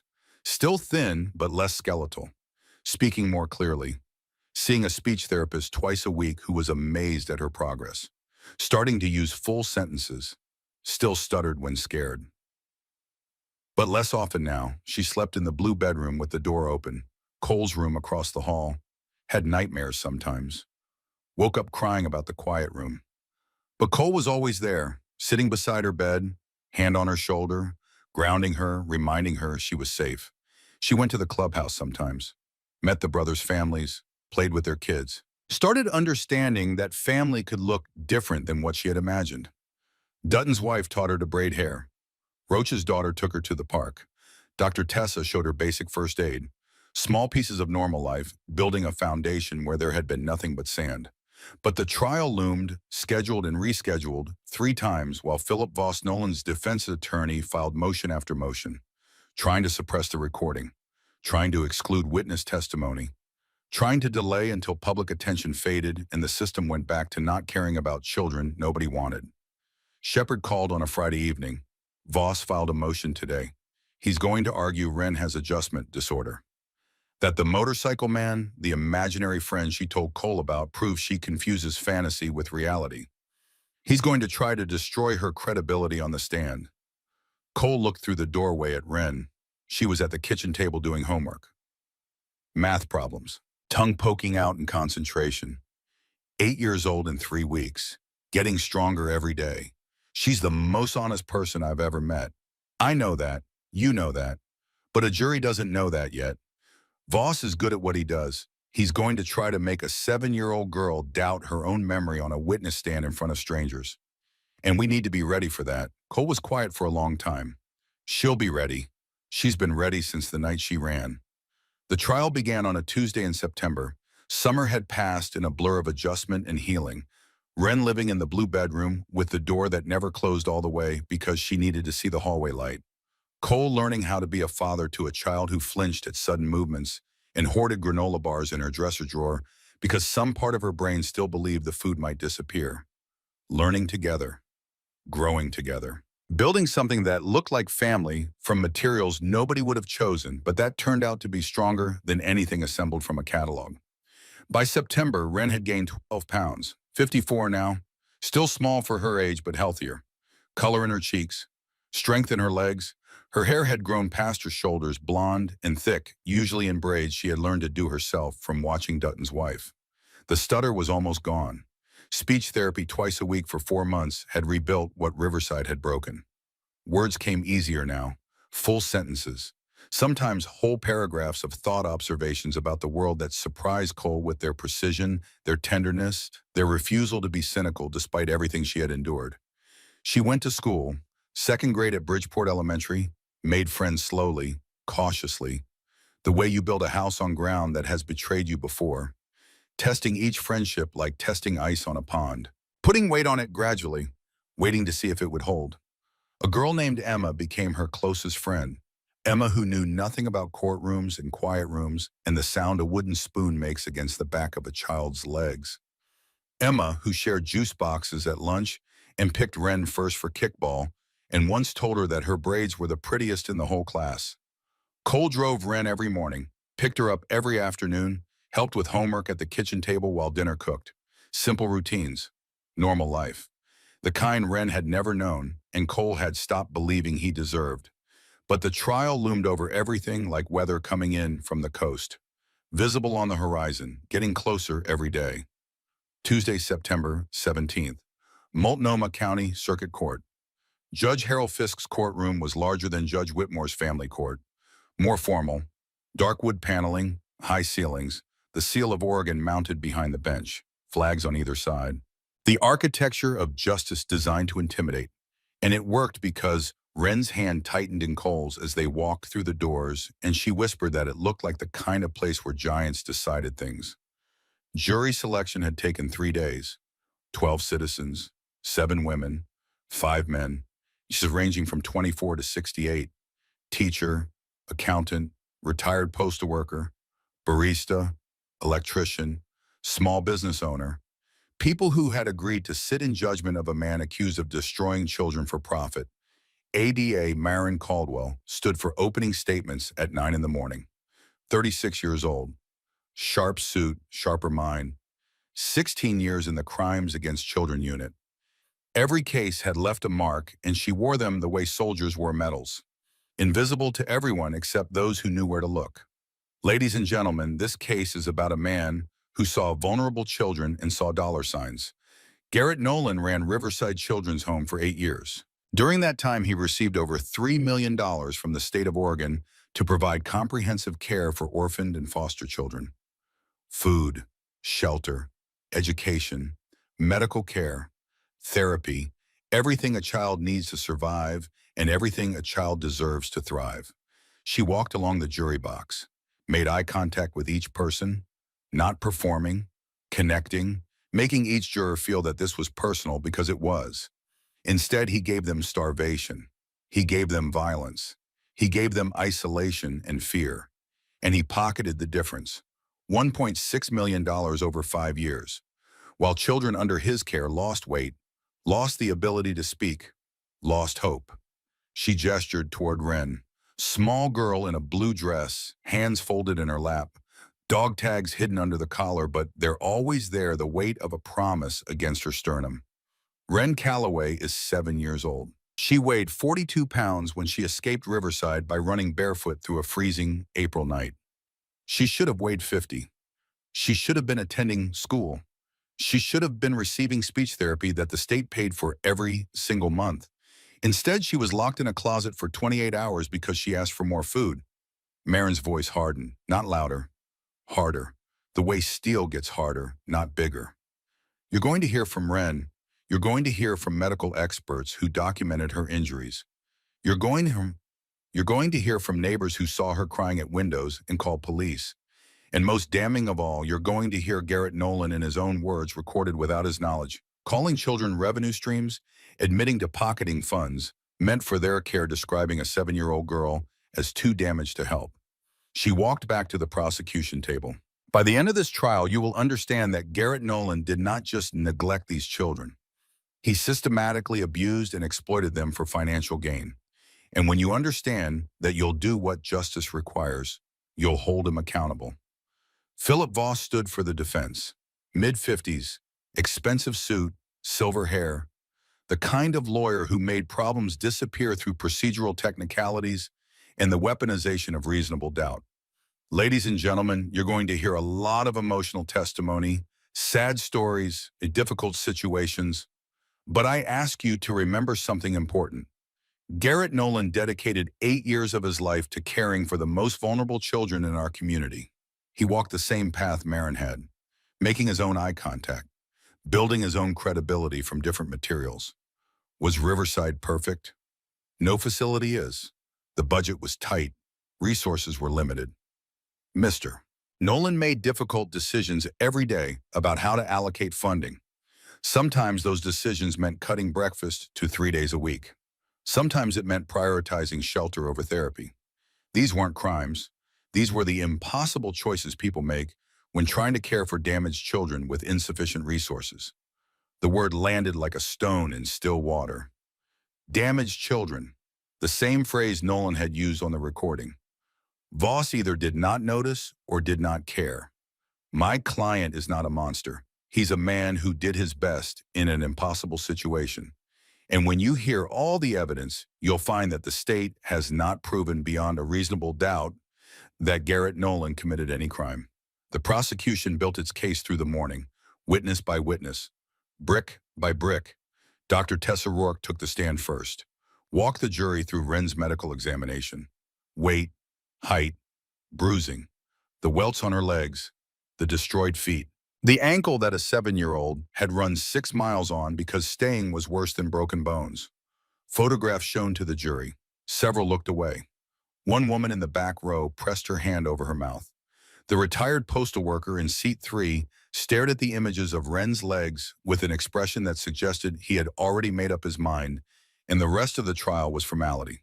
Voss cross-examined, couldn't dispute medical facts, could only try to plant seeds of alternative explanation. Couldn't these injuries have resulted from normal childhood activities? Falls, playground accidents. The welts were linear, parallel, uniform spacing. That is not consistent with falls. Couldn't the speech delay be developmental? Not when there's documented normal development followed by sudden regression. That indicates environmental cause. Tessa's voice was steady, professional, unshakable. The voice of a woman who had examined hundreds of abused children and knew exactly what she was looking at and would not let a man in an expensive suit convince her otherwise. Mrs. Alma Pruitt took the stand next. Navy pantsuit, hands shaking but voice clear. I saw Wren at that window so many times, pressed against the glass, crying. 30 feet from my kitchen, I called police twice. They came. They looked around. They left. Said everything was fine. She looked at the jury, directly, the way a woman looks at people when she has decided that honesty is more important than dignity. I was a coward. I saw the signs, and I didn't do enough. I should have broken down that door. I should have called every single day. I should have made so much noise that somebody had to listen. But I was scared of overstepping, scared of being wrong. And Wren suffered because People like me saw the signs and chose comfort over courage. Dr. Holloway testified. Officer Lacey testified. Joanna Vick from CPS testified her career already in ruins, her conscience requiring this final act of accountability. I saw thin children. I saw fear in their eyes. Nolan had explanations for everything, and I accepted them.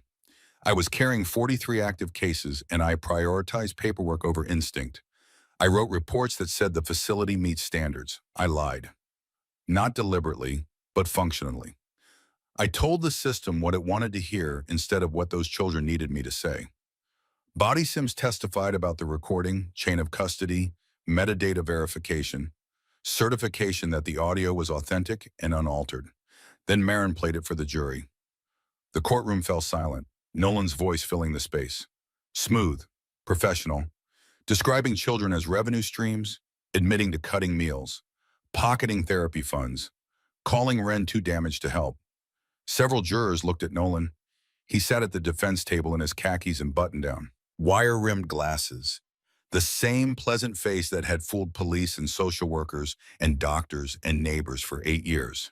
But the mask did not work in a courtroom where his own voice had just called a starving child beautiful revenue.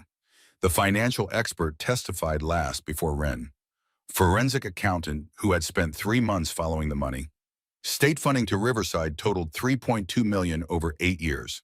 Actual expenditures on childcare totaled $1.6 million. The difference, $1.6 million, went to personal accounts controlled by Garrett Nolan. Vehicles, a boat, a timeshare, personal travel, entertainment, none of it related to facility operations or child welfare. By the afternoon, the prosecution's case was a wall of evidence so solid that Voss's only remaining strategy was to attack the one witness who could not be cross-referenced or fact-checked by documents alone. Ren, Wednesday morning. She wore the blue dress again, hair braided, dog tags hidden under the collar, but she had touched them 17 times since waking up, counting each time, each touch a child reaching for the physical proof that someone had promised to protect her. The courtroom was packed, every seat filled, media in the back rows. Sketch artists drawing because cameras were not allowed in Judge Fisk's courtroom. The weight of public attention focused on one small girl who was about to do the hardest thing she had ever done, and she had already done things that would have broken most adults. Marin approached the witness stand after Ren was sworn in, hand on a Bible that was bigger than her forearm. Promised to tell the truth, delivered in a voice that did not waver because Ren Calloway had been telling the truth for months and nobody had listened. And now they were going to listen whether they wanted to or not. Ren, how old are you? 7. Almost 8. Where do you live now? With my dad. Cole, how long have you lived with him? 5 months. Before that, where did you live? Riverside Children's Home. Marin kept her voice gentle, leading Ren through the story the way you lead someone through a dark room. One step at a time, hand extended, trust required. Ren told it, all of it, the meals that were not enough, the wooden spoon on the kitchen wall, the quiet room where 28 hours passed in darkness measured by alphabet songs, because there was no other way to know if time was moving or if it had stopped entirely, and she would be in that closet forever. She told it clearly, steadily, the stutter surfacing only once when she described the sound the lock made from the outside. A click, small, final. Then it was Voss's turn. He stood slowly, adjusted his tie, and approached the witness stand with a smile that was designed to look reassuring and instead looked like something a child would recognize as dangerous. Because children who have been hurt by smiling adults learn to read smiles the way other people read warning signs. Hello, Ren.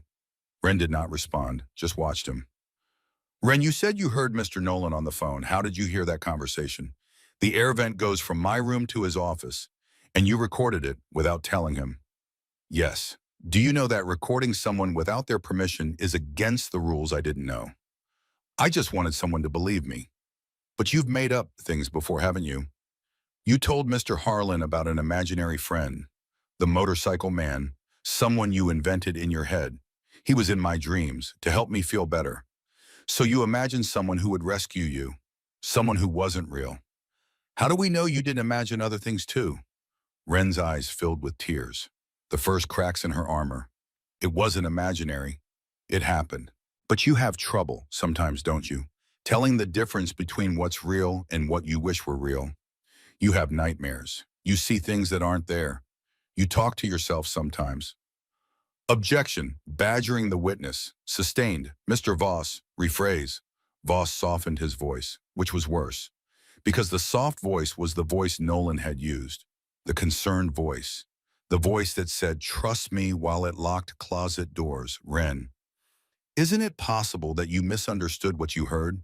That Mr. Nolan was trying to help you and you got confused? No. He was mean. He hurt us. But you've been hurt before. Your mother died. That must have been very painful. Maybe you're confused about who hurt you and when. I'm not confused. According to these records, you were seeing a therapist before Riverside, diagnosed with adjustment disorder, recommended for ongoing therapy. Did that therapy continue at Riverside? Wren shook her head. Mister. Nolan says that's because you refused to participate. You wouldn't talk to the therapist. Is that true? I couldn't talk anymore. He punished us for talking. Or maybe you stopped talking because of grief, because of trauma from your mother's death, not because of anything Mr. Nolan did. Wren was crying, full tears, hands gripping the arms of the witness chair. He hurt me. He locked me up. I'm not lying. I'm not saying you're lying, Wren. I'm saying you might be confused. Traumatized children often mix up memories, combine different events, create stories that feel true but aren't quite accurate. Objection. The witness is 7 years old and clearly in distress. I'm entitled to cross-examination, Your Honor. You've made your point, Mr. Voss. Move on. But Voss pressed. One more question, Your Honor. Wren, when you ran away, you said you were looking for someone with a motorcycle, someone like your imaginary friend. Doesn't that prove you were confused about what's real? Wren's voice came out as a sob. I just wanted help. I was scared. No further questions. Recess. 15 minutes. Cole was at the witness stand before anyone could stop him. Lifted Wren down. She clung to him, face buried in his shoulder, crying with the particular fury of a child who has told the truth and been told the truth is not good enough. He's mean. He doesn't believe me. I believe you. The jury believes you. He's just trying to make them doubt. That's all he has. I can't do this. Yes, you can, because you're the bravest person I know. They went to the witness room. Cole sat on the floor with Wren in his lap. Let her cry. Did not tell her to stop. Did not tell her it was okay. Because it was not okay. None of this was okay. A 7-year-old should not have to convince 12 strangers that her pain was real. Dutton came in, knelt beside them. This man who had known Eli, who had carried his own guilt out for 25 years, who had told an 18-year-old to trust the system and then watch the system kill a child. Wren, can I tell you something? She nodded against Cole's shoulder. When I came back from the Gulf War, I couldn't talk about what I saw. People asked questions and I just shut down. Couldn't find the words. And some people said I was confused. Said I was making up stories. Said trauma made me unreliable. He touched her shoulder. Gentle. The touch of a man who understood that the greatest act of strength was sometimes the smallest gesture of tenderness. But I knew what I saw. I knew what was real. And eventually enough people believed me that the truth came out. You know what you experienced, Wren? You know what's real. That lawyer can't change that. He can only try to make other people doubt you. But you don't have to doubt yourself. Wren pulled back. Looked at Dutton with red eyes. What if they don't believe me anyway? Then we keep fighting. We don't stop just because one man asked mean questions. Marin appeared in the doorway, professional concern on her face. Wren, you don't have to go back out there. We have enough evidence without your testimony. The recording alone, combined with the medical reports and financial records, gives us a strong case. You've already done more than anyone could ask. Wren was quiet, thinking. Cole could see her weighing it, the fear of going back on that stand against the knowledge of what silence meant, what it had always meant. Adults looking away, children staying quiet, the system grinding forward and grinding children underneath. She shook her head. I want to finish. Other kids need to know it's okay to tell the truth. Even when it's hard, even when someone tries to make you feel crazy for telling it. Cole looked at his daughter, 7 years old, 46 pounds of courage and scar tissue and stubborn, furious hope. You sure? She nodded. They walked back into the courtroom, every eye on them. 47 brothers in the gallery. Roach's jaw set, Dutton's hands clasped, Mrs. Pruitt clutching her handkerchief. Wren climbed back into the witness chair. Smaller than ever in that big seat, but her spine was straight, her hands were still. She was not gripping the armrests anymore. Judge Fisk looked at her carefully. Miss Calloway, are you ready to continue? Yes, sir. Mr. Voss, keep it brief. Voss stood, but something had changed. He could feel it. The room had shifted while they were gone. The jury was looking at Wren differently, not with pity, with respect. The respect you give someone who has been knocked down and gotten back up and is looking you in the eye and daring you to try again. Wren, I'll ask you one more time. Is it possible you're mistaken about what happened at Riverside Number? How can you be so certain? Wren leaned forward slightly. Not much, an inch. But in a courtroom, an inch was a mile. Because I have scars. She pulled up her sleeve, slowly, deliberately, showing the jury marks that were not in any medical report, not in any affidavit, not in any document that Voss had prepared to challenge. Circular marks on her forearm, faded but unmistakable to anyone who had ever seen what a cigarette did to skin. Cigarette burns. From when I tried to take food from the locked pantry, Mr. Nolan said I needed to learn. Several jurors gasped. The retired postal worker closed his eyes. The teacher in seat 7 pressed both hands flat on the jury rail like she needed to hold on to something solid. Voss opened his mouth. Wren was not finished. I counted 28 hours in the quiet room. 112 ABC songs. You don't count like that if you're confused. You count like that because counting is the only thing that tells you time is still moving and you're still alive. Her voice was steady now, no stutter, no tears, just truth. I have the recording, his voice, his words, calling me a revenue stream. You can't imagine that. Nobody imagines being called a revenue stream. She looked at Voss directly. A 7-year-old girl looking at a man 3 times her age and 7 times her size and not flinching. And I ran 6 miles on a broken ankle in 40-degree weather with bleeding feet. Nobody runs like that if they're confused about being safe. You run like that when you know exactly how dangerous the place you're leaving is. And you'd rather die in the cold than spend one more night there. Silence. Absolute. The kind of silence that falls in a courtroom when something has happened that cannot be argued or spun or explained away. When truth has spoken in a voice so clear that even the architecture of justice seems to lean in and listen.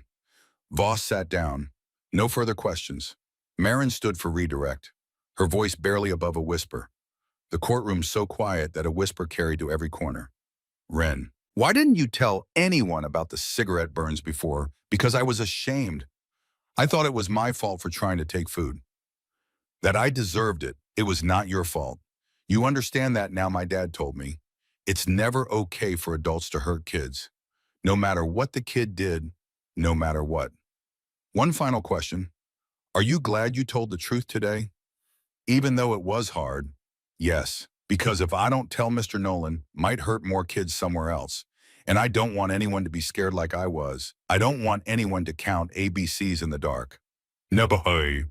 Further questions, Your Honor. Closing arguments came Friday morning. Voss tried, painted Nolan as an overwhelmed administrator, suggested Wren's testimony was compromised by trauma, argued reasonable doubt existed about criminal intent. Marin destroyed him. She replayed the recording one final time.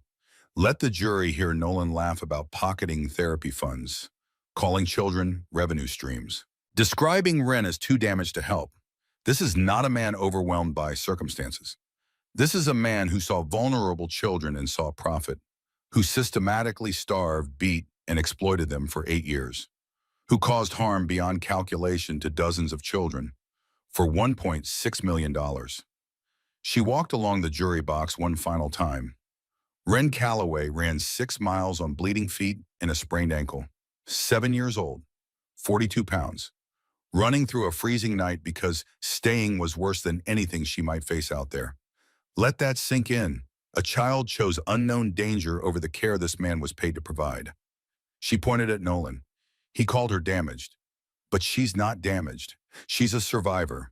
She's brave, she's strong, and she saved herself. And now you have the power to make sure he never damages another child. Do what justice requires. The jury deliberated for 1 hour and 47 minutes. Guilty on all 18 counts. Felony child endangerment, 9 counts. Guilty. Felony neglect, 9 counts. Guilty. Embezzlement of state funds, guilty. Grand theft, guilty. Fraud, guilty. Nolan sat frozen as each verdict was read, face pale, hands shaking, the pleasant smile gone. Nothing left but the face underneath, and the face underneath was small and ordinary and afraid. Sentencing came 3 weeks later. Same courtroom, same judge. But this time there was an additional charge. Diane Nolan's body had been exhumed in August. Forensic analysis of bone marrow revealed traces of ethylene glycol, antifreeze, administered in small doses over several months, enough to cause symptoms mimicking pneumonia, enough to kill without leaving obvious evidence in the standard autopsy, which was why Nolan had made sure there was no autopsy at all. The medical examiner's report concluded homicide by poisoning. Additional charge filed. First-degree murder. Judge Fisk looked at Garrett Nolan standing before the bench. Mr. Nolan, you have been convicted by a jury of your peers on 18 counts of child abuse, neglect, and financial fraud. Additionally, you face murder charges for the death of your wife, Diane Nolan. For the child abuse and fraud convictions, I sentence you to 15 years in state prison with no possibility of parole for 10 years. You will pay full restitution to the state of Oregon in the amount of $1.6 million. You are permanently prohibited from working with children in any capacity. He paused. The murder trial will proceed separately. But Mr. Nolan, understand this.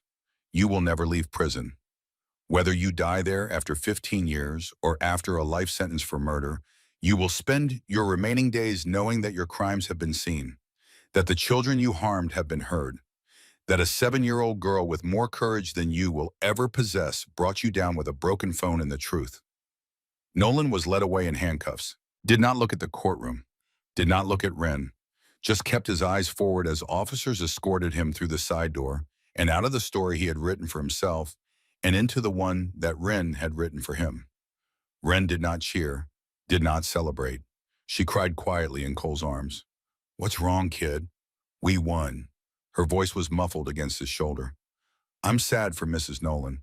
She tried to help us. I remember her. She brought cookies once and Mr. Nolan yelled at her for wasting money. And then she died. And he killed her." Cole held her tighter. "Yeah, that's worth crying about." 6 months later, on a Tuesday in March, they returned to Judge Whitmore's courtroom for the final time. Adoption day. Wren was 8 now, almost 58 pounds, healthy weight, growing, thriving. She had been in therapy every week since the trial, working through trauma, learning coping skills, learning that not every closed door was a locked closet, and not every raised voice meant the spoon was coming off the wall. Still had nightmares sometimes, but less frequently. And Cole was always there, always in the hallway, always awake, always ready. School was going well. 3rd grade now, skipped ahead because she was catching up fast on everything Riverside had stolen from her. Had Emma, had other friends, had a life that looked from the outside like any other 8-year-old's life, and that ordinariness was the most extraordinary gift anyone had ever given her. The clubhouse had become a second home. Roach's daughter was like a big sister. Dutton and his wife were grandparents in everything but name. The brothers were uncles. Dr. Tessa was the aunt who always had bandages and candy in her bag. A whole extended family built from choice instead of blood. 47 men and their families who had decided that one small girl was worth showing up for and had never stopped showing up since. All 47 brothers came to the adoption hearing, plus wives, girlfriends, children. Mrs. Pruitt in her Navy pantsuit, Dr. Holloway, Officer Lacey, Joanna Vick, who had left CPS to work for a nonprofit advocacy group fighting for children in the system. People who had been part of Wren's story, who had failed and then fought to make it right. Judge Whitmore smiled when she saw the packed courtroom. "Mr. Harlan, you certainly know how to fill a room." Cole stood with Wren beside him. She wore a white dress Dutton's wife had sewn by hand, hair in perfect braids, Dog tags visible around her neck because this was a day for remembering promises kept. Your Honor, when family shows up, you make room. Judge Whitmore reviewed the final adoption paperwork. 6 months of home visits, all positive. Continued therapy, ongoing support system. Everything in order. She looked at Wren. Miss Calloway, do you understand what adoption means? Yes, ma'am. It means Cole becomes my forever dad. Legal and everything. That's right. Do you want Cole to be your forever dad? Wren reached into the pocket of her white dress and pulled out the dog tags. The ones Cole had put around her neck that first morning in his garage. 11 months ago. A lifetime ago. She held them out to him. You told me to hold these until you brought me home safe. You brought me home. Like you promised, Cole took the tags, hands shaking, put them back around his own neck where they had lived for 18 years before Wren and would live for the rest of his life after. Yeah, kid, we're both home now. Judge Whitmore's voice was thick. By the power vested in me by the state of Oregon, I hereby grant the final adoption decree. Wren Calloway is now legally Wren Harlan. Congratulations to you both. The gavel came down. The courtroom erupted. 47 bikers on their feet, some crying openly, Dutton sobbing without shame, Roach clapping so hard it echoed off the walls, Mrs. Pruitt dabbing her eyes with a handkerchief that was already soaked through. Wren hugged Cole. Hard. I got a forever family. Yeah, kid, you do. 2 weeks later, Wren came to Cole with an idea. She was sitting at the kitchen table after dinner. Homework finished, dishes done, the ordinary rhythms of a life she was still learning to trust. Dad, we should help other kids, like the brothers helped me. What do you mean, like a phone number? Kids who are scared can call, and we'll help them. Because when I was at Riverside, I didn't know who to call. Teachers didn't believe me. Police didn't believe me. Doctors didn't believe me. But if there was a number, and the person who answered was someone who understood someone who'd been there, maybe kids wouldn't have to run barefoot in the cold to find help. Maybe help could come to them. Cole looked at his daughter, 8 years old and thinking about other people's pain, wanting to turn her own suffering into something that meant more than just survival. Wanting to make sure that the worst thing that ever happened to her became the reason the worst thing never happened to someone else. That's a good idea, Wren. Let's talk to Roach. They met at the clubhouse that Saturday. Wren presented her plan to the full chapter.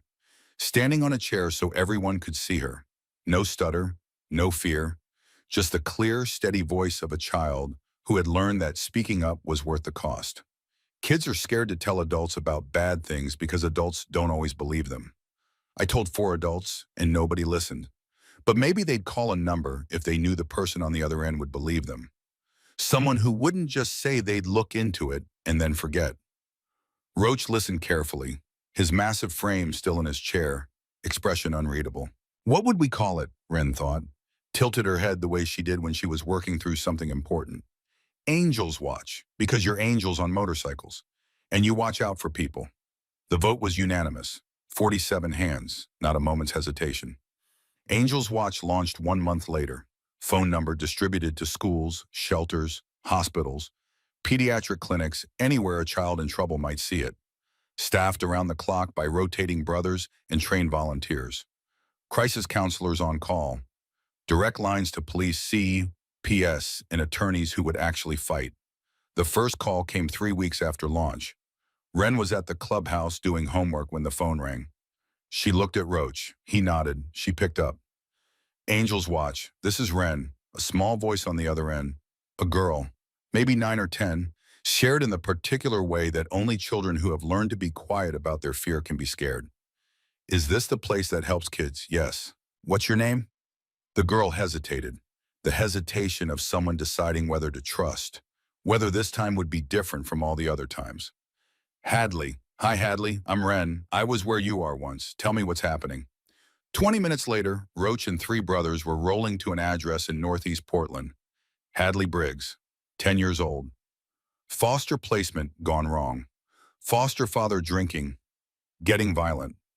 Hadley had seen the Angels Watch number on a flyer at school. She had carried it in her pocket for a week, folded and refolded until the creases were soft as fabric, waiting for the courage to call. She called. They came. Within 2 hours, Hadley was safe. Within 3 months, Angels Watch had helped 14 children. Runaways, abuse victims, kids in situations where adults had failed them. Word spread the way it always does among children who share a particular kind of knowledge. Foster kids telling other foster kids. School counselors keeping cards in their desks. Nurses in emergency rooms slipping phone numbers to children with suspicious injuries. The program expanded. Seattle chapter started their own version. Then Sacramento, Phoenix, Denver. Anywhere Hell's Angels had a presence, Angels Watch followed. Within a year, 37 cities across 11 states had active programs. Hundreds of kids helped, dozens of abusers arrested, systems forced to pay attention because 47 men on motorcycles and one 8-year-old girl made noise that could not be ignored. One year after Cole found Ren in his garage, they rode together to a place neither had visited in months. Pine Valley Children's Home. Abandoned now. Building condemned. Windows broken. Grass overgrown. The place where Eli had died 26 years ago. The place where the system had failed a 7-year-old boy the same way it had tried to fail a 7-year-old girl, except the girl had run. They parked at the fence. Cole helped Ren off the back of the bike. She had been practicing, getting comfortable with the noise and the speed and the wind, getting ready for the day she would be old enough to ride her own. They walked to the gate. Someone had placed flowers there over the years, small memorials to children who had suffered, who had died, who had been forgotten by everyone except the people who loved them. Ren held Cole's hand. Tell me about Eli. So Cole told. All of it, not the sanitized version, not the version that protected him from his own failures. The truth. How Eli had been 7 when their parents died. How Cole had been 18, too young for custody. How Eli had gone to Pine Valley because that was what the system did with orphans. How Cole had visited every week, seen his brother getting thinner, quieter, more afraid. How Cole had tried to get custody and been denied. Tried to report abuse and been dismissed. How Eli had died from injuries sustained during punishment. Locked in a closet for crying. Just like Ren. Just like too many others. I couldn't save him. I was too young, too powerless. And I've carried that for 26 years. Ren was quiet for a long time, holding his hand, looking at the building where a boy she had never met had lived and died and become the reason she was standing here alive. Then she said something that broke Cole open in the best possible way. The way sunrise breaks open a night that has lasted too long. Eli's not sad anymore, Dad. He sent me to you so you could save me, and so I could save you.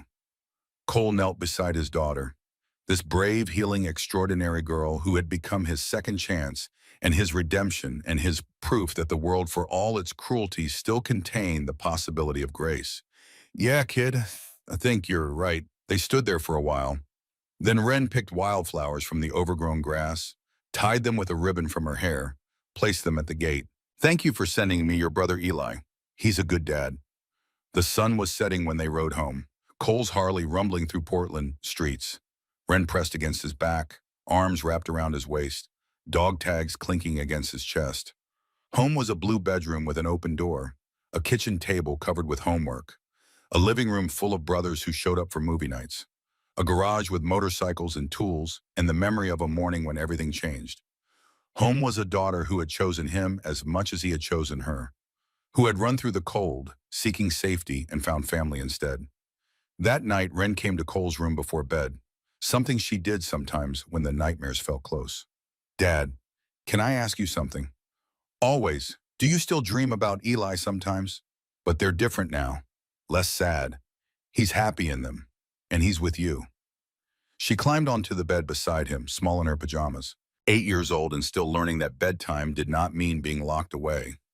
Tell me a story about when you were brave. So Cole told her about Iraq, about the times he had been scared, but did the right thing anyway, about the Marines who became brothers, about coming home and finding new brothers, about the day he opened his garage and found the bravest person he had ever met sleeping on his motorcycle. I wasn't brave, I was just scared. Bravery is being scared and doing it anyway. You ran. You recorded proof when nobody would believe you. You testified when that lawyer tried to break you. You started Angels Watch so other kids wouldn't be alone. That's brave, Ren. That's the definition of it. She was quiet, thinking. Are you glad I found you?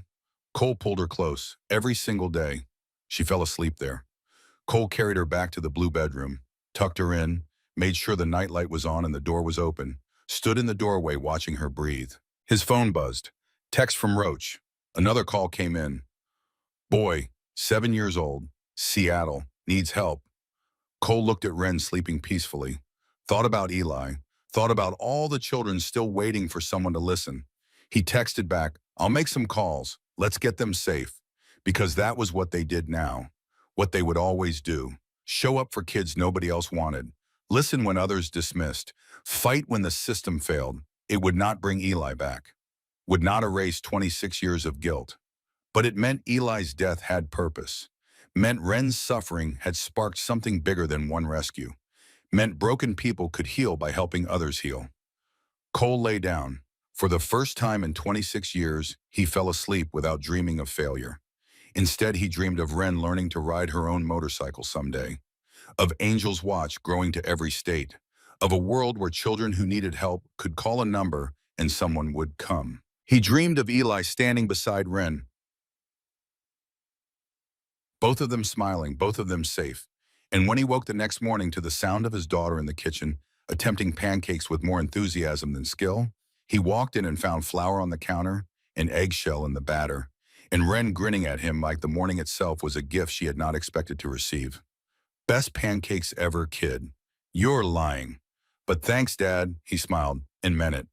For the first time in 26 years, the weight on his chest felt lighter. Not gone.